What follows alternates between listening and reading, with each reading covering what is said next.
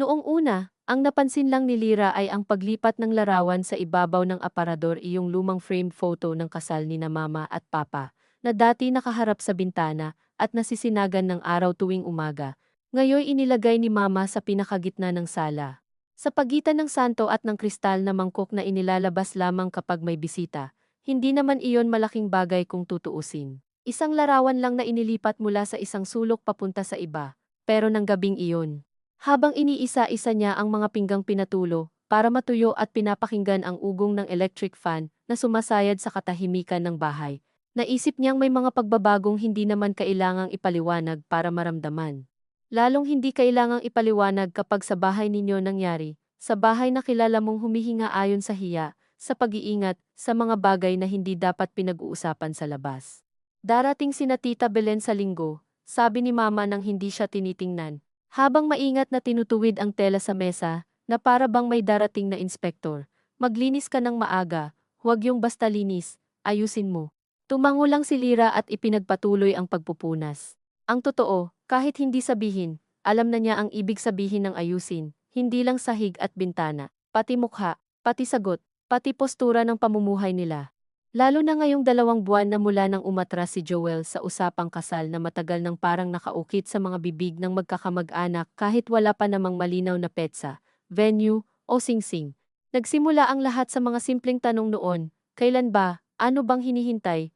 Hindi na kayo bumabata mga tanong na laging may kasamang ngiti, na parang lambing ngunit may dulo ng tusok kapag iniuwi mo na at pinakinggan sa katahimikan. Pagkatapos, nang kumalat ang balitang may problema raw, saka naging mas malambot ang boses ng mga tiyahin, mas mabagal ang iling ng mga pinsan, at mas maraming buntong hininga tuwing mababanggit ang pangalan niya. Ang pinakamasakit, naisip ni Lira, ay hindi naman ang mismong pag-uusisa. Sanay na siya sa ganoon. Lumaki siyang marunong kumilatis ng tono, kung aling kumusta ang totoong may pakialam at kung aling kumusta ang gustong maglabas ka ng detalye para may maipasa sa susunod na bahay. Ang mas mahirap ay ang paraan ng pagharap ni Mama rito, na tila may binabantayang butas sa bangka, at naniniwalang kapag napigilan lamang ang pagpasok ng tsismis, hindi lulubog ang buong pamilya. Wala namang dapat ikahiya, minsang sabi ni Lira nang mahuli niyang pinapababa ni Mama ang volume ng boses nito sa telepono kapag binabanggit si Joel, hindi sumagot si Mama agad. Inayos nito ang hair clip sa likod ng ulo, iyong laging ginagawa kapag naghahanap ng tamang salitang hindi masyadong masakit. Iba ang totoo sa alam ng tao, sabi nito sa huli. Hindi ka pa marunong sa ganyan. Hindi na siya sumagot dahil alam niyang sa bahay nila, may mga pangungusap na hindi talaga para sagutin, kundi para lunukin. Nang linggo, bago pa man tumunog ang gate, naamoy na ni Lira ang pabango ni Tita Belen na malakas at matamis, umaabot bago pa ang may-ari. Kasunod noon ang boses nitong parang laging nagbabalita ng magandang nangyari, kahit ang ibinabalita ay tungkol sa pagkakamali ng iba. Ay, ang linis naman, sabi nito pagpasok. At agad tumingin sa paligid sa paraang hindi paghanga, kundi pagtitiyak na may napansin siyang bago. Parang may okasyon. Wala naman, sagot ni Mama, pero may ngiti iyong pinaghirapan. Miss lang namin kayo. Si Tita Belen ang uri ng taong kayang gawing kahina-hinala, kahit ang salitang miss, kasama niya si Tita Nena, at ang anak nitong si Cams, na mas bata kay Lira ng 3 taon at kasalukuyang engaged sa isang seaman na hindi pa halos nakikita ng pamilya nila ng mahigit 4 beses, pero pinagkakaguluhan na ang wedding hashtag.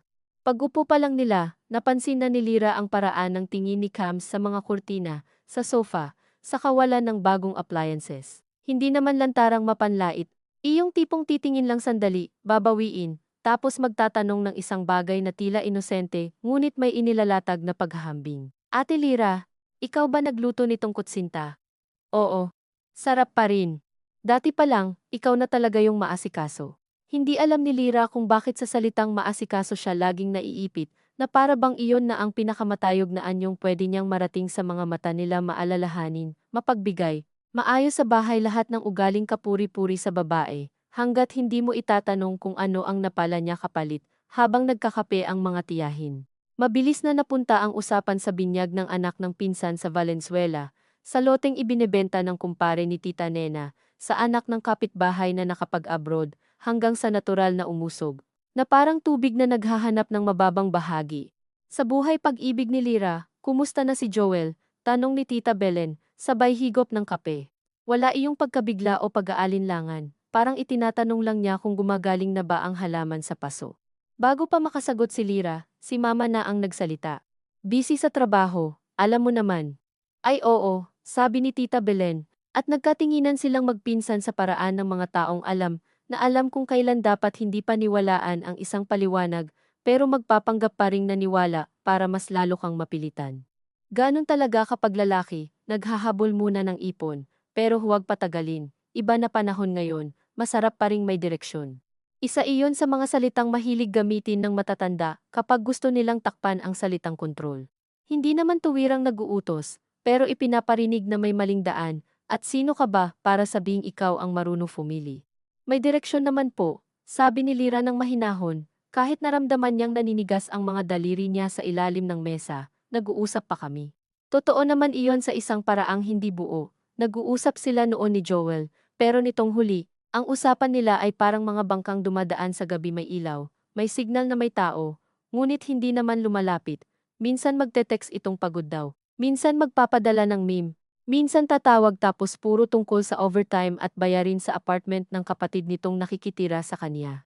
Ang usapan tungkol sa kasal ay hindi na talagang usapan, isa na lamang itong bagay na iniiwasan pareho dahil kapag nahawakan, may babasaging maririnig. Buti naman, sabi ni Tita Nena, masyadong mabilis. Kasi alam mo naman, anak, sa pamilya natin, importante talaga ang reputasyon, hindi naman sa nakikialam, pero kapag masyadong tumagal ang ganyan, kung ano-ano na ang nasasabi ng tao. Gusto sanang itanong ni Lira, kung sino ba ang mga taong iyon na palaging ginagamit ng lahat, bilang dahilan, na para bang may isang konseho ng barangay na buong araw nakaupo, para lang timbangin ang dangal ng bawat babae sa angkan nila. Pero alam niyang may saysay at bigat ang mga iyon sa buhay ni Mama. Sa maliit nilang lugar sa Bulacan, mabilis ang balita at mabagal mamatay ang alaala. May mga pamilyang hindi pa rin makaalis sa kwento ng tiyahing tumakas noon, kasama ang driver, sa pinsang nabuntis ng hindi kasal, sa asawang inabandona pero ipinakitang nasa abroad lang. Lumaki si Lira sa ganitong klima, hindi lamang namumuhay, kundi nakadisplay, pinag-uusapan, kinukumpara. Ang pangalang dala mo ay hindi lubos na sa iyo. Hiniram mo lang iyon mula sa mga nauna at obligado kang isauli ng hindi nadudumihan. Pagkaalis ng mga bisita, tumahimik ang bahay sa paraang mas maingay pa kaysa kanina.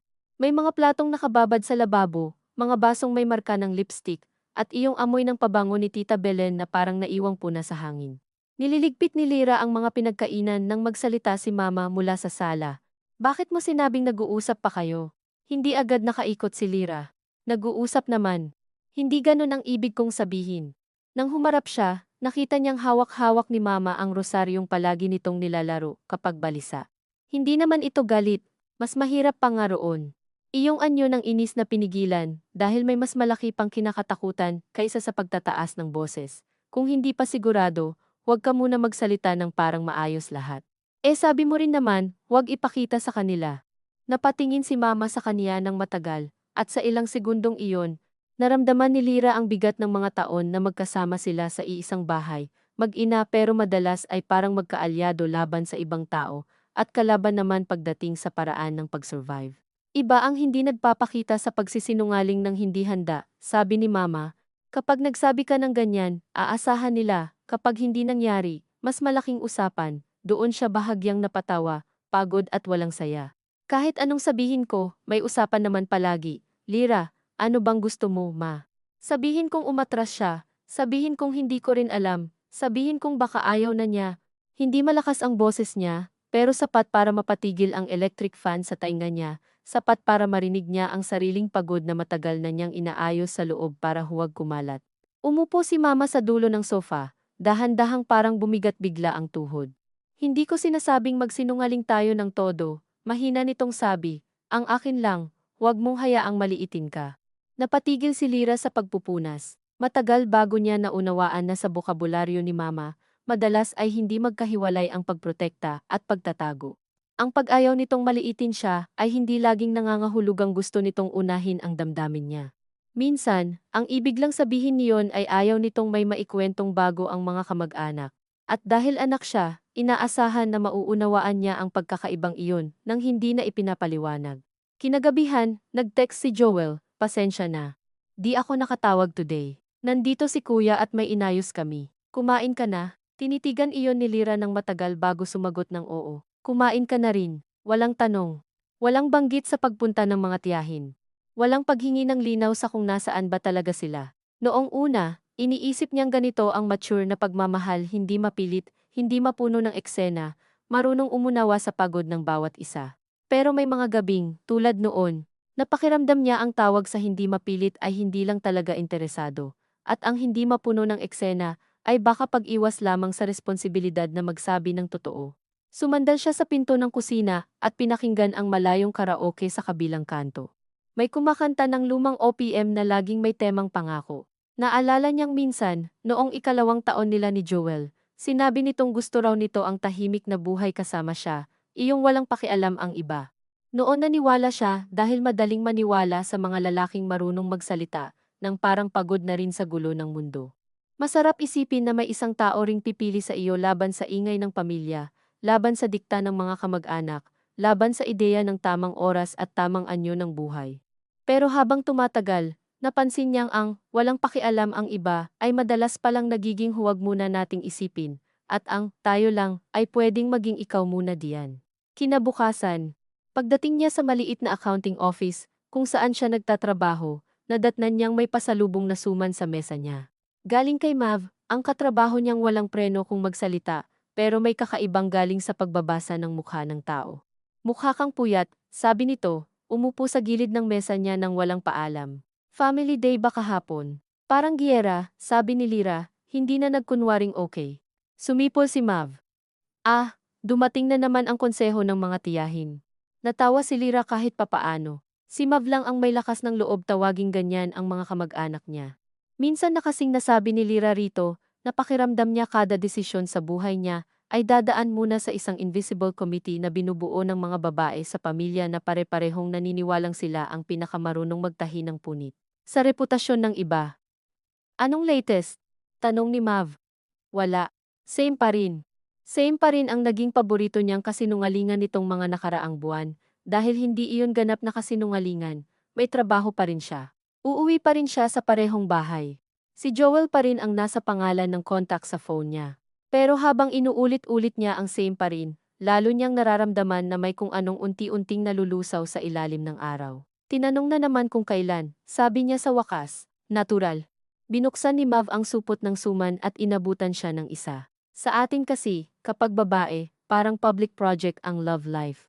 Lahat may ambag, lahat may opinyon, lahat may budget estimate, hindi nakasagot si Lira. Naalala niya tuloy ang pag-uusap nila ni Mama noong isang linggo tungkol sa pinsang si Janine, na ikakasal kahit 6 na buwan pa lang halos kilala ang fiancé. Hindi ideal, sabi noon ni Mama, habang nagtatastas ng sitaw, pero at least maayos, may basbas. May direksyon. Direksyon na naman. Para bang ang maling tao sa tamang panahon at tamang porma ay mas katanggap-tanggap kaysa sa tamang damdamin na hindi makasabay sa timetable ng pamilya. Bandang tanghali, nag-message si Mama sa group chat nilang dalawa, Lira, huwag kang aalis agad pagkatapos ng work. Daan ka sa bahay ni Tita Belen, may pag-uusapan, hindi agad sumagot si Lira. Kumapit sa tiyan niya ang isang maliit ngunit matalim na kaba. Hindi niya alam kung ano iyon, pero alam niya ang tono ng may pag-uusapan sa pamilya nila. Hindi iyon paanyaya, hindi rin talaga iyon request. Isa iyong anyo ng paghila na ipinapasa sa mabait na salita para hindi ka makatanggi ng hindi nagmumukhang bastos. Nagreply siya ng sige po, kahit gusto niyang itanong kung bakit kailangang sa bahay pa ng tiyahin niya at bakit hindi man lang sa sarili nilang kusina kung may pag-uusapan tungkol sa kanya. Pagdating niya roon, nadatnan niyang naroroon na si Mama, si Tita Belen, at si Ninang Cora, ang pinsan ni Mama na hindi naman talaga ninang niya sa binyag, pero tinawag na niyang ganito mula pagkabata, dahil iyon ang mas madaling anyo ng paggalang kaysa sa pag-alala kung paano nga ba sila eksaktong magkamag-anak. Nakahain ng biskwit at royal sa mesa na agad nagpatunay na hindi ito basta dalaw. Umupo ka, anak, sabi ni Ninang Cora sa boses na ginagamit ng mga taong gustong magmukhang kakampi, bago sabihin ang bagay na hindi mo hiningi, umupo si Lira. Narinig niya ang maikling kalansing ng kutsarita sa platito, ang pagtikhim ni Mama, ang electric fan na tumutok sa dingding sa halip na sa tao. May nakausap kasi kami, panimula ni Tita Belen, at huwag kang mabibigla, ha? Concern lang talaga kami. Sa puntong iyon, gusto nang tumawa ni Lira. Wala nang pangungusap na mas nakakatakot sa concern lang. Karaniwan, iyon ang pambungad bago ka iayos ng iba, ayon sa hulma na mas komportable sila. May anak si Aling Pasing na galing Canada. Patuloy ni Tita Belen. Nasa Pilipinas ngayon, maayos na bata, tahimik. May plano na mag-settle ng business dito. Nagtatanong-tanong si Aling Pasing kung may kakilala kaming disenteng babae. Sandaling walang nagsalita. Hindi agad nakaabot sa kanya ang kabuuan ng sinabi dahil may isang bahagi ng isip niya ang tumigil sa salitang disenteng babae. Para bang may ibang uri pa ng babae na inilalabas sa estante para sa ibang transaksyon. Bakit ninyo sinasabi sa akin to? Tanong niya. Kahit alam na niya. Wala lang, mabilis na sabi ni Mama, masyadong mabilis para paniwalaan. Hindi naman ibig sabihin, wala namang mawawala kung kikilala ka lang, sabat ni Ninang Cora, hindi naman kasal agad. May kausap na po ako, sabi ni Lira, oo, pero ano ba talaga kayo? Tanong ni Tita Belen, at sa unang pagkakataon ay nawala ang pakering nitong tono. Hindi naman naging masama, pero naging diretsyo. Ilang taon na rin. Hindi naman kami bata na pwedeng bahala na. Hindi ka naman pwedeng maghintay lang ng maghintay, habang ang lalaki, hindi makapagdesisyon, hindi nakatingin si Mama sa kaniya. Iyon ang pinakamasakit. Hindi ang mungkahing may iba siyang kilalanin, hindi ang halos ipinahihiwatig na sayang siya kung kay Joel lang siya titigil, kundi ang katahimikan ni Mama na hindi man lang tumutol sa paraang ipinaplansta ng iba ang buhay niya. Naramdaman niyang umiinit ang batok niya. Alam ba ni Joel na pinag-uusapan ninyo to? Tanong niya. Huwag ka nang magdrama, sabi ni Tita Belen. Wala namang masama sa options. Ang sinasabi lang namin, hindi ka pwedeng nakahold dahil lang sa isang lalaking hindi marunong tumayo sa usapan. Hindi sumagot si Lira. Sa labas, may dumaan na tricycle na may malakas na tambutso. May batang sumigaw. May aso sa kabilang bahay na tumahol. Sunod-sunod, parang may gustong ipaalala na may buhay sa labas ng munting mesa na iyon kung saan pinag-uusapan ang kaniyang kinabukasan na tila inventory. Ma, sabi niya sa wakas, hindi inaalis ang tingin kay Mama. Ikaw ba, gusto mo to? Doon lang tumingin si Mama sa kaniya.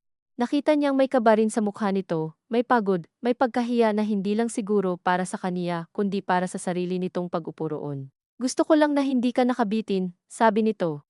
Mahirap ang walang kasiguruhan, Lira. Mas mahirap yata yung ipinapasa ako kung kani-kanino para lang masabing may nangyayari. Hindi kita ipinapasa. Ano tawag mo rito? Walang sumagot agad. Alam ni Lira na lumalampas na siya sa inaakalang wastong tono sa harap ng mga nakatatanda. Pero may kung anong napunit na sa loob niya nang marinig niyang normal lang pala para sa kanila na pag-usapan ang ibang lalaki habang hindi pa man malinaw sa kanya ang sarili niyang relasyon. Hindi dahil naniniwala siyang pag-aari niya si Joel o utang nito ang kasal, kundi dahil biglang luminaw na ang kinakatakot nila ay hindi ang sakit ng loob niya, kundi ang itsura ng kwento kapag ipinasapasa na sa angkan. Ayaw nilang siya ang babaeng iniwan. Mas gusto nilang maging siya ang babaeng may pagpipilian. Kahit kailangang imbentuhin pa ang pagpipiliang iyon sa salas ng ibang tao. Lira, sabi ni Ninang Cora, mas mahinahon, hindi masama ang maghanda. Ang totoo, sa buhay, hindi sapat ang mahal mo lang, kailangan mo ring isipin ang pamilya mo. Ang pangalan ninyo, kapag matagal kang walang malinaw, hindi lang ikaw ang pinag-uusapan, pati nanay mo. Iyon na nga, sa wakas, malinaw na, ang pangalan ninyo, ang nanay mo. Hindi man tuwirang sinabi, naroroon ang buod ng lahat, hindi talaga pwedeng ang damdamin ng isang tao lang ang manaig kapag nakasalalay ang dangal na pinaghirapan, di umano ng pamilya sa mata ng iba. Huminga si Lira ng malalim. Hindi ko po kayang makipagkilala sa iba para lang may maiharap kayo sa mga usisera. Mga kapamilya mo yon, malamig na sabi ni Tita Belen. Hindi mga usisera, minsan po, pareho lang. Nagtaas ng kilay si Tita Belen. Agad namang nagsalita si Mama. Sa wakas may tulis na ang boses, sobra ka na. Doon natahimik si Lira, hindi dahil napahiya siya, kundi dahil bigla niyang naalala ang lahat ng pagkakataong ipinagtanggol siya ni Mama sa mas maliliit na bagay kapag may pinsang nagsabing maarte siya. Kapag may tiyahing nagtanong kung bakit hindi pa siya pumapayat para raw sa wedding photos, kapag may kapitbahay na nagbiro tungkol sa pagiging dalaga pa rin niya noong 30 na siya. Ipinagtanggol siya ni Mama noon. Kaya siguro ito ang lalong masakit, hindi dahil wala itong pagmamahal, kundi dahil mayroon, at gayon paman, hindi iyon sapat para kontrahin ang bigat ng inaasahan sa kaniya bilang anak at bilang apelido. Umuwi siyang kasama si Mama sa iisang tricycle, pero halos walang nagsalita. Sa bawat lubak ng daan, bahagyang sumasagi ang braso nila sa isa't isa, at parehong umiiwas. Pagdating sa bahay, naunang pumasok si Mama at dumiretso sa kusina. Ilang minuto bago ito nagsalita, hindi mo kailangang bastusin si Ate Belen. Nagtanggal si Lira ng sandals at inayos iyon sa gilid. Hindi ko siya binastos, tinawag mong usisera. Ano ba sila? Humarap si Mama, may hawak na basang plato. Pamilya natin sila. At dahil pamilya, okay lang na pag-usapan nila ako na parang project. Hindi mo naiintindihan. Madalas marinig ni Lira sa buhay niya ang linyang iyon, at palagi niya itong kinamumuhian dahil bihira naman talagang ipaliwanag ng buo ang bagay na sinasabing hindi niya naiintindihan. Ano bang hindi ko naiintindihan, Ma? Tanong niya, pagod, na ayaw mong mapahiya, na gusto mong may maayos akong kwento, na kapag hindi ako nag-asawa ng nasa tamang anyo, pati ikaw madadamay. Napapikit si Mama. Masyado kang mapanakit magsalita kapag galit ka. Masyado ka ring tahimik kapag kailangan kong marinig ka. Hindi na sumagot si Mama. Ibinaba nito ang plato, kinuha ang tuwalya, at walang lingon na pumasok sa kwarto. Naiwan si Lira sa kusina, kasama ang amoy ng sabon at bahagyang alat sa lalamunan. Gusto niyang habulin si Mama, gusto rin niyang pabayaan muna. Parehong may bigat, parehong may hiya. Nang gabing iyon, siya ang tumawag kay Joel. Ilang ring bago ito sumagot. Hello? Pagod ang boses, may ingay sa likod, parang TV o video kaysa malayo. Pwede ba tayong mag-usap ng maayos? Tanong niya nang walang paligoy-ligoy, tumahimik sandali si Joel. May nangyari ba? Oo. Pero hindi naman biglaan. Matagal na to, muling katahimikan. Lira, pagod ako ngayon. Pwede bang bukas? Noong ibang panahon, maiintindihan niya siguro iyon. Pero may mga sandaling ang mismong kahilingan na ipagpaliban ang usapan ang nagsisilbing sagot. Umupo siya sa gilid ng kama at tiningnan ang kuko niyang may maliit na biyak sa hinlalaki. May ipinakikilala sa akin sina tita, sabi niya. Ano? Ngayon lang naging buo ang atensyon ni Joel. Bakit? Gusto niyang tumawa sa tanong na iyon, bakit? Para bang hindi niya alam ang uri ng kwento na gumigiling sa mga bahay kapag natagalan ng walang malinaw na plano ang dalawang taong matagal ng magkasintahan. Dahil akala nila wala ng patutunguhan to, meron naman. Mahina ang pagkakasabi nito, ngunit naroroon ang automatic na depensa, parang pag-abot sa bagay na nahuhulog kahit hindi mo naman sigurado kung gusto mo pang saluhin. Talaga ba? Tanong ni Lira. Joel, meron ba? Narinig niya ang pagbuntong hininga nito. Bakit parang ako agad may kasalanan? Hindi ko sinasabing ikaw agad. Ang tinatanong ko, meron ba? Mahirap kasing pilitin ang timeline. Alam mo naman sitwasyon ko, ilang taon na nating alam ang sitwasyon mo.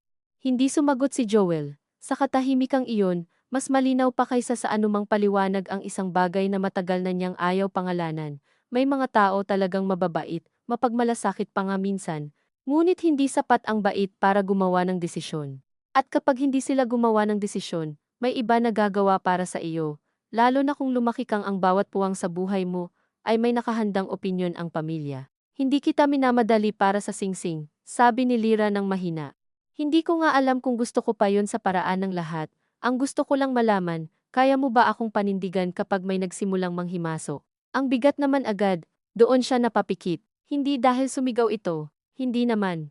Kundi dahil sa dalawang salitang iyon ang bigat na para bang ang simpleng paghingi ng malinaw na posisyon ay isa ng sobrang kargang hindi dapat iaabot sa isang lalaking matagal ng kasama sa plano. Sige, sabi niya. Gets ko na. Huwag kang ang ganyan. Paano ba dapat? Lira naman. Maraming klase ng pagod ang naramdaman niya sa buhay, pero iba iyong pagod na bigla mong maramdaman kapag paulit-ulit kang hinihinging maging maunawain sa isang sitwasyong iisa lang ang totoo. May taong hindi makapagpasya, at ang halaga ng hindi niya pagpapasya ay ikaw ang nagbabayad. Matulog ka na, sabi niya, pagod ka pala. Hindi na niya hinintay ang sagot. Pinatay niya ang tawag at ilang minutong nakaupo lamang sa dilim. Ang cellphone nasa hita.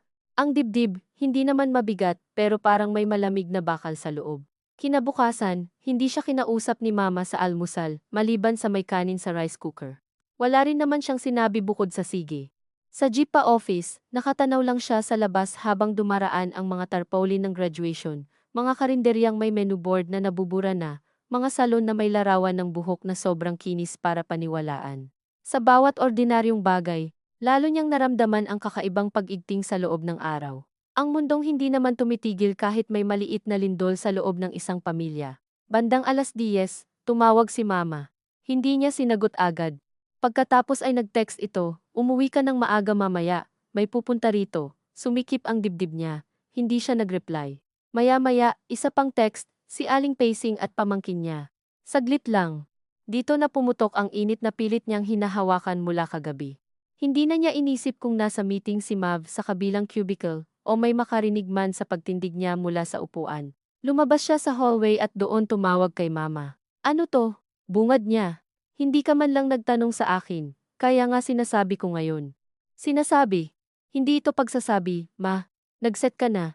Narinig niya ang paghinga ni Mama sa kabilang linya. Saglit lang naman. Hindi ka naman pinapakasal. Hindi ko sila gustong makilala. Hindi mo pa nga nakikita. Hindi ko kailangang makita para malaman na ayoko. Lira, please. Hindi madalas mag-please si Mama. At dahil doon, mas naging komplikado ang lahat. Sa isang bahagi ng sarili niya, gusto niyang magmatigas. Sa isa namang bahagi, naramdaman niya ang lumang reflex ng pagkabuting anak, ang taong sanay umiwas sa gulo, kung kaya pa, ang batang natutong kapag pinagbigyan mo ang matatanda sa maliliit na bagay, baka hindi ka na nila pag-initan sa mas malalaki. Bakit ba kailangan? Tanong niya. Mahina na ngayon. Kasi napapagod na ako, sabi ni Mama, at hindi na nito napigilan ang lamat sa boses. Hindi mo alam kung gaano kahirap na kada may makakasal, kada may reunion, kada may misa, ako ang tinitingnan na parang may dapat akong ipaliwanag. Hindi ko alam ang sasabihin ko. Hindi ko alam paano kita poprotektahan kapag ikaw mismo, hindi mo rin alam kung nasaan ka. Para iyong sampal na hindi masakit sa pisngi, kundi sa loob.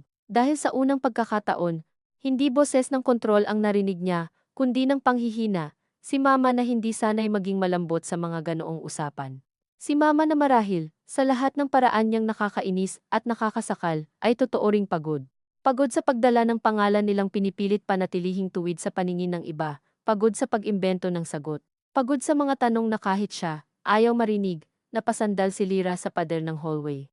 Hindi naman ako humihingi na protektahan mo ako sa sasabihin nila, sabi niya, pero damay pa rin ako, sagot ni Mama. Kahit anong mangyari, damay ako.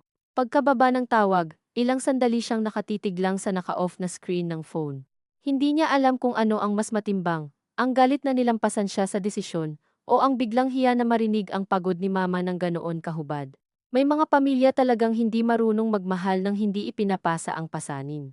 At may mga anak na, gaano man kalinaw sa isip ang sariling katuwiran, nanlalambot pa rin pag narinig ang panginginig sa boses ng ina. Umuwi siyang mas maaga, buong biyahe, iniisip niyang dapat hindi siya pumasok sa bahay. Dapat dumiretso siya sa simbahan sa kanto o sa convenience store at hayaang sila ang mapahiya sa kawalan niya. Pero pagdating sa tapat ng gate, nakita niya ang tsinelas ni Mama na maayos ang pagkakatabi, ang ilaw sa sala na maagang binuksan kahit may araw pa, at may kung anong nakagisnan sa tanawing iyon na humila sa kaniya paloob. Nandoon nga si Aling Pasing, mas maliit kaysa sa alaala niya, suot ang blouse na may maliliit na perlas sa kuwelyo.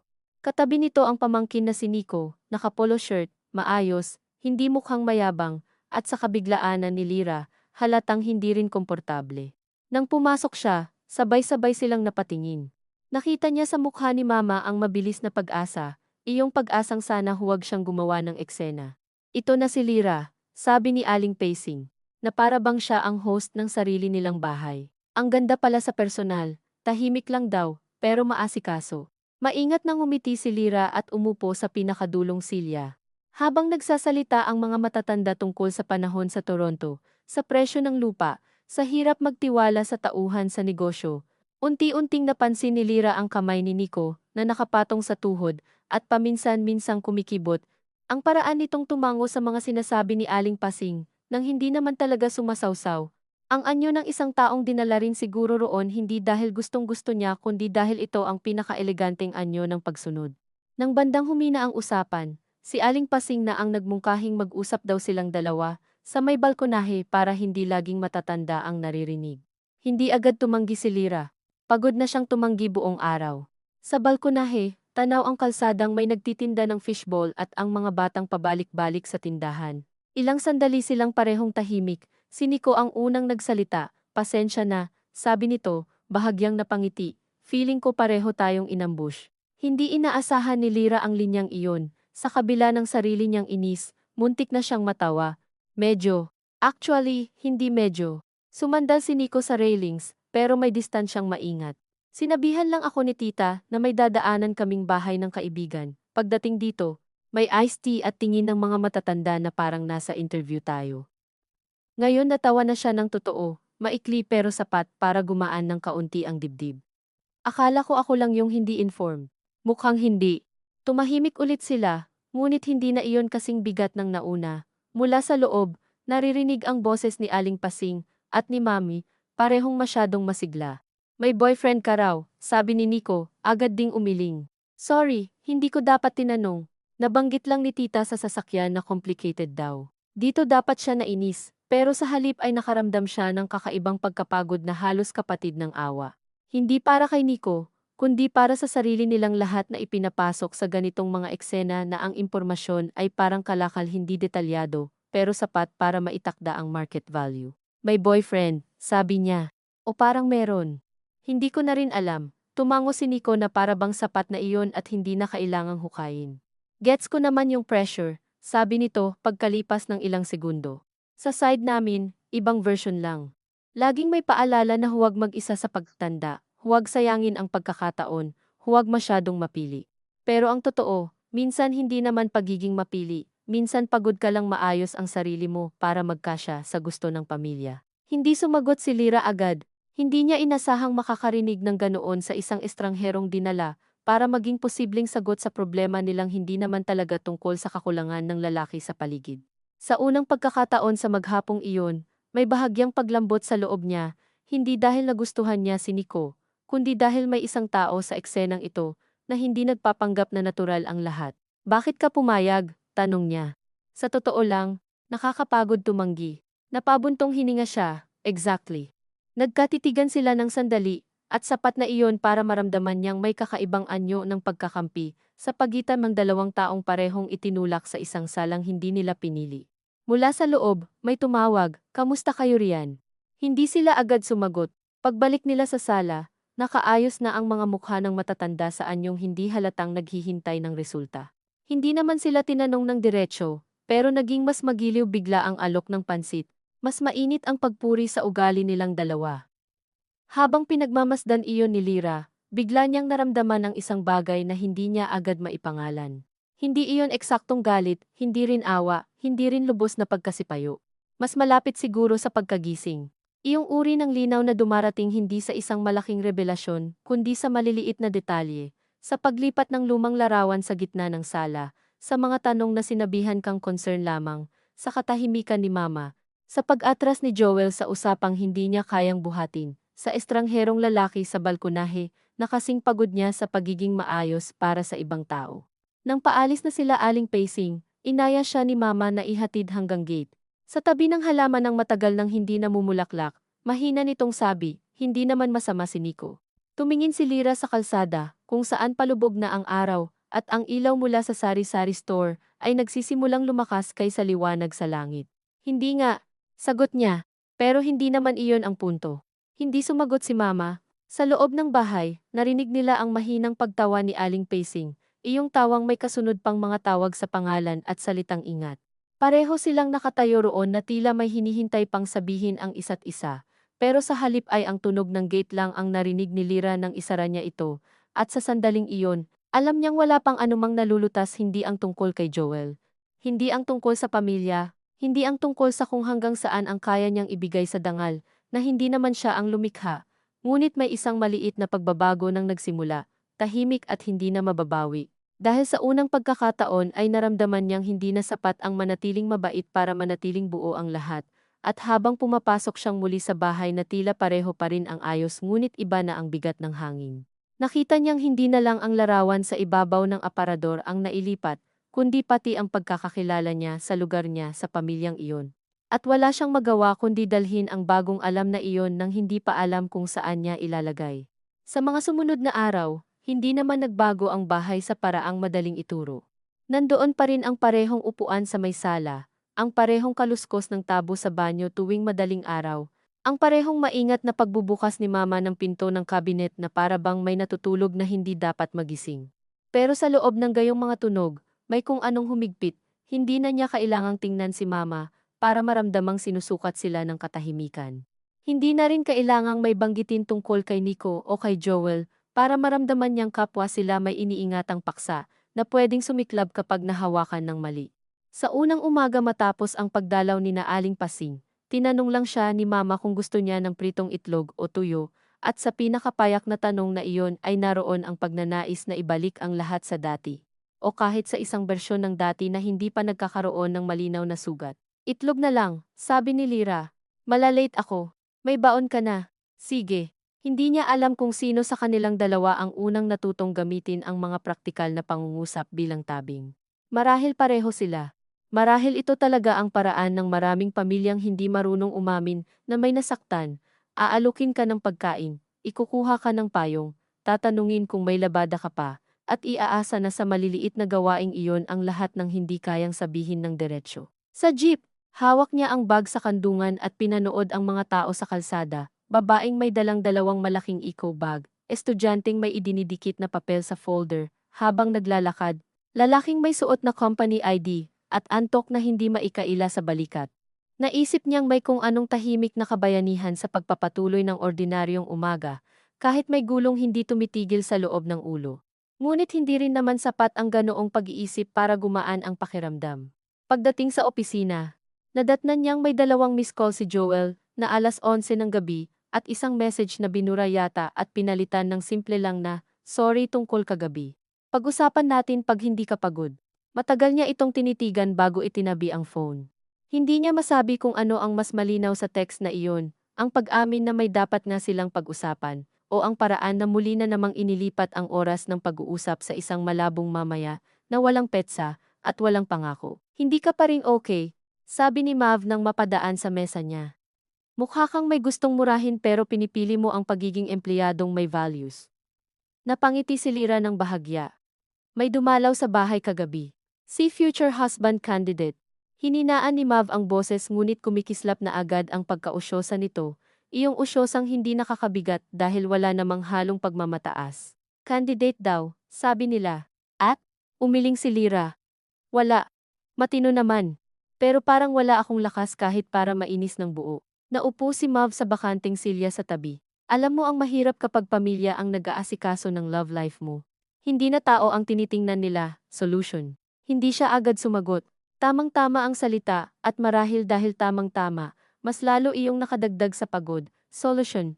Hindi babae, hindi anak, hindi isang taong may sari-sariling hiya at pag-aalinlangan, kundi isang butas sa dingding ng reputasyon na kailangang takpan bago mahalata ng kapitbahay. Hindi ko rin alam kung paano magalit kay Mama, sabi niya sa huli, kasi gets ko naman na napapagod siya, pero parang hindi dapat ako ang inaayos para gumaan yun.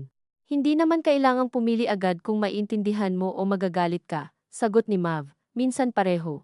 Maghapon iyong nanatili sa isip niya. Minsan pareho. Marahil iyon nga ang pinakatoo sa lahat, na may mga taong mahal mo at malinaw sa iyong mahal ka rin. Ngunit may paraan silang nagpapasakit na hindi mo lubusang matawag na masama, dahil nakikita mo naman kung saan nanggagaling. At dahil nakikita mo, lalo kang nahihirapang protektahan ang sarili mo. Bandang tanghali, nag-text si Mama. Kumain ka. Nasa ref ang munggo pag-uwi, walang anuman dito na kailangang sagutin, ng mahaba, ngunit alam niyang may gustong tukuyin ang text na iyon bukod sa munggo. Nag-reply siya ng sige po, salamat. Maya-maya, isa pang mensahe, mabait si Nico, hindi siya agad nakahinga ng maayos matapos mabasa iyon. Hindi dahil sa mensahe mismo, kundi dahil sa bilis ng pagpasok nito sa dating sugat. Parang may taos pusong naniniwala na sapat nang sabihin na mabait ang isang tao para mapatahimik ang lahat ng ibang tanong. Mabait si Nico. Mabait din naman si Joel, naisip niya nang may kapaitan na halos ikahiya niya. Ilang ulit na ba niyang ipinagtanggol iyon sa sarili niya? Mabait si Joel. Hindi siya nananakit, hindi siya palamura, hindi siya seloso, hindi siya padalos-dalos. Ngunit habang binibilang niya sa isip ang mga kabutihang iyon, lalo niyang nararamdaman ang kakulangan ng mga bagay na hindi kasing daling ipasok sa listahan ang tapang na pumili. Ang kakayahang magsabi ng malinaw, ang kahandaang sumalo ng gulo kapag hindi na sapat ang tahimik na pagmamahal, hindi niya sinagot ang mensahe ni Mama. Sa halip, binuksan niya ang chat nila ni Joel. Tiningnan ang sunod-sunod na maliliit na usapan sa loob ng mga buwan. Kumain ka na, ingat ka, traffic dito, tulog ka na. Parang kinatas na buod ng isang relasyon na matagal nang hindi makapasok sa pinakabuod nito. May panahong ang ganitong kababawan ng araw-araw ay inakala niyang tanda ng tibay hindi kailangang laging may matinding pahayag dahil kampante na. Ngunit ngayon, habang tinititigan niya ang screen, pakiramdam niya ang lahat ng maiikling mensaheng iyon ay parang mga piraso ng tulay na hindi na nagdurugtong. Hindi niya namalayan na nakatulala na pala siya nang may tumikhim sa may pinto ng pantry. Ate Lira, si Dian iyon mula HR, may dalang folder. May tumatawag sa landline para sa'yo kanina. Babae, sabi tatawag daw ulit, may sinabi bang pangalan, parang, aling pacing, sorry, hindi ko sure. Ngumiti si Dayan at umalis. Saglit na napatango si Lira. Ngunit pagtalikod nito ay napapikit siya. Naisip niyang may mga bagay talagang kayang habulin ka, kahit sa mga lugar na akala mo hiwalay sa pamilya. Hindi naman siguro iyon masamang pakay. Marahil may ipapasabing magalang. Marahil may pasasalamat lamang sa pag-entertain kagabi.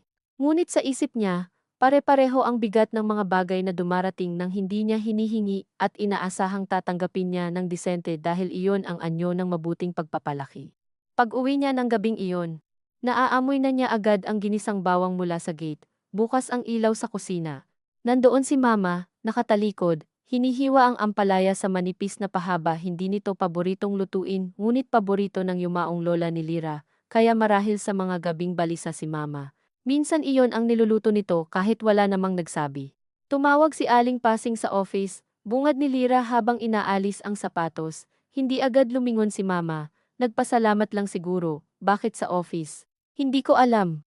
Doon palang humarap si Mama, at nakita ni Lira ang maikling pag-iwas nito ng tingin, maliit na bagay, ngunit sapat para masigurado niyang may alam ito. Ma, nagpapatanong lang siya kung okay ka raw. Hindi ko naman sinabing sa office tumawag. Pero binigay mo number. Akala ko cellphone mo ang meron siya. Napahinga si Lira ng marahan, hindi niya alam kung totoo iyon. Marahil oo, marahil hindi. Sa mga pamilya kasing tulad nila, maraming kasinungalingan ang hindi naman buong kasinungalingan, kaunting pagtabingi lamang ng detalye para manatiling buo ang mukha ng lahat. Hindi ako komportable, sabi niya. Lira, simpleng pag-aalala lang yun. Hindi simpleng pag-aalala kapag pati trabaho ko pinapasok. May saglit na katahimikan, pagkatapos, ibinaba ni Mama ang kutsilyo at pinunasan ang kamay. Sa kupas na dish towel. Alam mo kung anong mahirap sa'yo nitong mga nakaraang araw. Sabi nito. Parang lahat ng galaw namin, may kahulugan agad na masama. Tinamaan siya, hindi dahil sigurado siyang mali si Mama kundi dahil may bahagyang totoo roon. Mula nang umupo siya sa balkonahe kasama si Nico, para bang mas naging sensitibo siya sa bawat kilos, sa bawat text, sa bawat himig ng concern na dati naman ay lagi ng bahagi ng buhay nila. Ngunit ang pagkakaroon ng dahilan para maging sensitibo ay hindi rin naman automatikong gawa-gawa lamang, kasi hindi na ako komportable sa ginagawa ninyo, sagot niya. At hindi ko alam bakit parang ako pa yung mali kapag sinasabi ko yon. Wala akong sinasabing mali ka, sabi ni Mama, ngunit pagod na pagod ang boses. Ang sinasabi ko lang, hindi mo kailangang maging matalim palagi. Nais sana niyang sabihing matalim lamang siya dahil hindi siya marinig kapag malambot, pero pinigilan niya ang sarili, hindi dahil wala iyong katotohanan. Kundi dahil napansin niyang sa tuwing ipagtatanggol niya ang sarili sa ganitong paraan, lalong napapadali para sa kanilang dalawa ang magpakulong sa kani-kaniyang posisyon. Si Mama bilang inang nag-aalala, siya bilang anak na pinipilit magtakda ng hangganan. At sa loob ng gayong mga papel, nagiging mas mahirap kilalanin ang isa't isa nang hindi agad nagbibilang ng pagkukulang. Habang nag-aayos siya ng mesa para sa hapunan, narinig niya si Mama mula sa kusina. Tumawag ba si Joel? Iyon ang unang pagkakataon sa loob ng 2 araw na siya mismo ang nagbanggit ng pangalan. Sandali siyang napatigil bago sumagot. Nag-message. At, wala. Ang wala na iyon ay may iba't ibang laman, walang maayos na usapan, walang bagong linaw, walang sapat na dahilan para umasang magkakaroon. Hindi na nagtanong pa si Mama. Sa hapag, sabay silang kumain ng walang gaanong salita. Ngunit sa gitna ng ganoong katahimikan, nakaramdam si Lira ng mas mabigat pang bagay kaysa inis, awa. Hindi iyong awa na may pagmamataas, kundi iyong anyo ng awa na dumarating kapag nakita mo ang isang tao sa loob ng sistemang mas matanda pa sa inyong dalawa, si Mama na lumaki ring sinusukat ng mga titig ng kamag-anak na marahil pinili noon ang ilang pagsunod hindi dahil gusto, kundi dahil iyon ang natutunang paraan para hindi tuluyang magulo ang bahay. Sa ganitong pag-unawa, hindi siya gumagaan, sa halip, lalo siyang nabibigatan. Dahil kapag malinaw na ang pinagmulan ng isang sugat, hindi naman automatikong nawawala ang kirot. Kinagabihan, tumawag si Nico. Hindi niya alam kung kanino nito nakuha ang numero niya, ngunit hindi na iyon nakagulat. Iilang segundo muna niyang tiningnan ang pangalan bago sinagot. Hello. Hi. Sorry. Ako to si Nico. Nakuha ko number mo kay Tita Belen, sana okay lang. May kabado sa boses nito, hindi mapilit, na para bang handa itong mag-sorry ulit kapag tumanggi siya. Okay lang, sabi niya, kahit hindi siya sigurado kung totoo. May kailangan ka? Wala naman talaga. Saglit itong natawa sa sarili. Actually, meron. Gusto ko lang sabihin na hindi kita guguluhin kung ayaw mo. Feeling ko lang kasi, pagkatapos nung nangyari, baka isipin mo na may agenda ako o may ini-expect. Sumandal si Lira sa ulunan ng kama. Sa kabilang kwarto, naririnig niya ang mahinang ubo ni Mama at ang tunog ng gripo. At meron ba? Tanong niya. Agenda, expectation. Napatahimik si Nico bago sumagot. May expectation siguro ang matatanda. Pero sa akin, wala.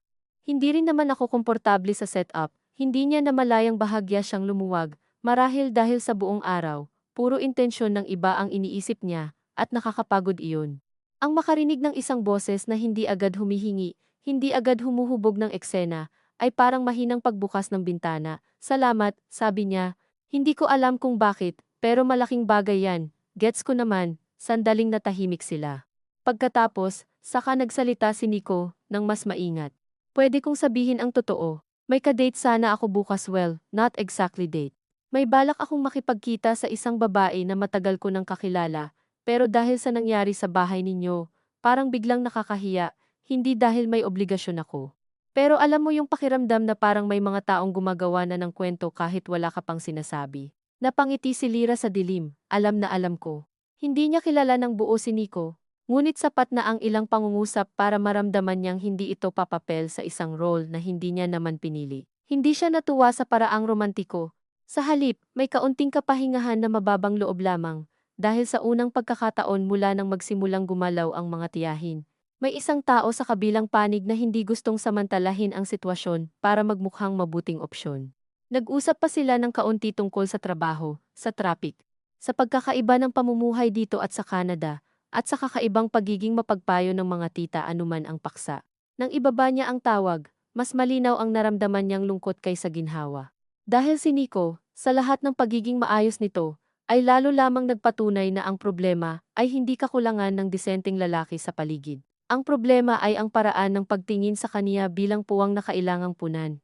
Sumunod na Sabado, nagpunta siya sa palengke kasama si Mama. Hindi naman sila karaniwang sabay mamalengke, pero sinabi ni Mama na mabigat daw ang listahan at wala ang kariton ng kapitbahay na karaniwang hinihiram nila. Hindi alam ni Lira kung totoo iyon o paraan lamang para magkaroon sila ng oras na magkasama ng hindi nakaharap sa isa't isa. Sa palengke, madali ang mga usapan dahil laging may bagay na konkretong titingnan. Magkano ang sitaw?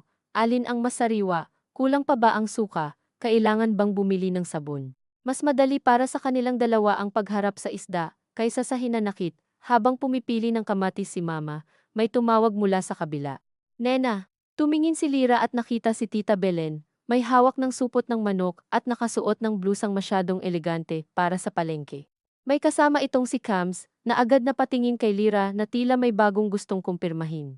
Ay, sakto pala kayo, sabi ni Tita Belen habang lumalapit. Kumusta, Lira?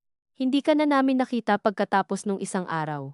Busy po, sagot niya. Ramdam niyang bahagyang nanigas si Mama sa tabi niya, ngunit ngumiti pa rin ito. Mabilis na napunta ang usapan sa presyo ng gulay, sa init ng panahon, sa nabinyagang apo ng kapitbahay, at gaya ng inaasahan ni Lira, hindi nagtagal ay umusad iyon sa paksa, na hindi naman pinangalanan ngunit palaging nariyan. Nag-message si Aling Pacing, sabi ni Tita Belen, na tila nagbabalita lang ng simpleng bagay. Nagustuhan daw ni Nico si Lira, ang sabi niya, ang tahimik at may breeding. Iyon ang unang pagkakataon sa matagal na panahon na muntik na siyang mapatawa sa harap ng tao, dahil sa sobrang pagkapahiya. Breeding. Para bang aso silang tinitingnan sa pamilihan ng mga ugali. Nakita niya sa gilid ng mata ang mabilis na paglingon ni Mama sa kaniya, waring naghahanda kung kailangan ba niyang umawat. Mabait po si Nico, sabi ni Lira, pinilit pantayin ang boses. Pero wala naman pong dapat pag-usapan. Ay, huwag ka ngang ganyan, sabi ni Kams na nakangiting tila may alam sa mga bagay na wala naman. Hindi naman kasalanan na may nagkakagusto sa'yo. Hindi ko sinabing kasalanan. Ang arte mo kasi minsan, sabat ni Tita Belen nang may patawang himig, ngunit hindi naman tuluyang biro, hindi ka na teenager para magpakamisteryosa. Kapag may maayos na lalapit, tingnan mo rin. Bago pa makasagot si Lira, si Mama ang nagsalita, ate, hayaan mo siya, hindi pa naman siguro oras para diyan. Sandaling natahimik si Tita Belen, hindi namang lantaran ang pagkairita nito, ngunit nakita iyon ni Lira sa bahagyang paghigpit ng ngiti. Kayo bahala, sabi nito. Sinasabi ko lang naman, may mga bagay na kapag pinatagal, hindi na bumabalik. Hindi na niya alam kung alin doon ang mas tinutukoy ang pagkakataon, ang edad, o ang dangal sa paningin ng iba. Pag alis nila, tahimik na nagpatuloy sina Mama sa pamimili. Ilang hakbang lang, saka nagsalita si Mama habang pinipisil ang talong. Hindi ko pinasabi sa kanila na gusto ka raw ni Nico. Hindi ko naman sinabi na ikaw, baka iniisip mo. Tiningnan niya ang mukha ni Mama, pawis sa noo, may pagod sa bibig, at may kakaibang pagkapit sa talong, na para bang ang simpleng pag-inspeksyon nito, ang tanging bagay na kaya nitong kontrolin ng buo. Hindi ko alam ang iisipin ko, sabi ni Lira. Kasi parang lahat na lang pwedeng maging usapan. Bahagyang bumagal ang kilos ni Mama. Hindi ko rin gusto yon, sagot nito, at sa unang pagkakataon ay tila wala roong depensa. Pero hindi ko rin mapigil. Sa simpleng pag-amin na iyon, may tumama kay Lira na hindi niya agad na ihanay sa damdamin. Hindi dahil bago ang kaalamang hindi mapigil ni Mama ang iba, matagal na niya iyong alam. Ngunit may bigat ang marinig ito mula mismo rito, na para bang may unang maliit na punit sa imaheng matagal nitong pinipilit panatilihin bilang ina na may hawak sa direksyon ng kanilang bahay. Nang gabing iyon, habang inaayos niya ang mga pinamili, biglang nagsalita si Mama, nang hindi tumitingin. Noong panahon ko, hindi ganyan kaingay ang mga tao sa pagpili. Napatigil si Lira, mas tahimik, hindi. Mas tahimik lang kaming sumunod. Dahan-dahan niyang ibinaba ang pakete ng asukal. Si Mama ang unang nagpatuloy, hindi ko sinasabing pareho tayo, pero may mga bagay na hindi ko na rin nausisan noon, kasi ang nasa isip ko, baka ako pa ang magmukhang pasaway. Ang dami naming magkakapatid. Ang hirap ng buhay. Minsan ang pakiramdam mo, ang pagpili ay luho. Hindi agad nakasagot si Lira. Hindi madalas magkwento si Mama tungkol sa sarili nito sa paraang hindi nakabalot sa pangaral o praktikal na aral. Naroon lang ito ngayon, payak at medyo hilaw, at marahil dahil doon mas mahirap pang hawakan. Nagsisisi ka ba? Tanong niya, ngunit mahina lamang, halos ayaw iparinig. Matagal bago sumagot si Mama, hindi sa lahat, saglit itong tumahimik. Pero may mga bagay akong pinili dahil akala ko iyon ang makapagpapatahimik sa paligid. Hindi naman pala, saglit lang. Hindi niya alam kung ano ang dapat maramdaman sa narinig. Gusto niyang tanungin kung tungkol ba iyon kay Papa, tungkol sa pamilya ni Mama, tungkol sa mga taon ng pagtiis sa mga usapang dapat hindi na nakaabot sa kanila. Ngunit pakiramdam niya hindi pa ito handa, at marahil hindi rin siya. Gayunman, mula sa gabing iyon, nag-iba ng bahagya ang tingin niya kay Mama.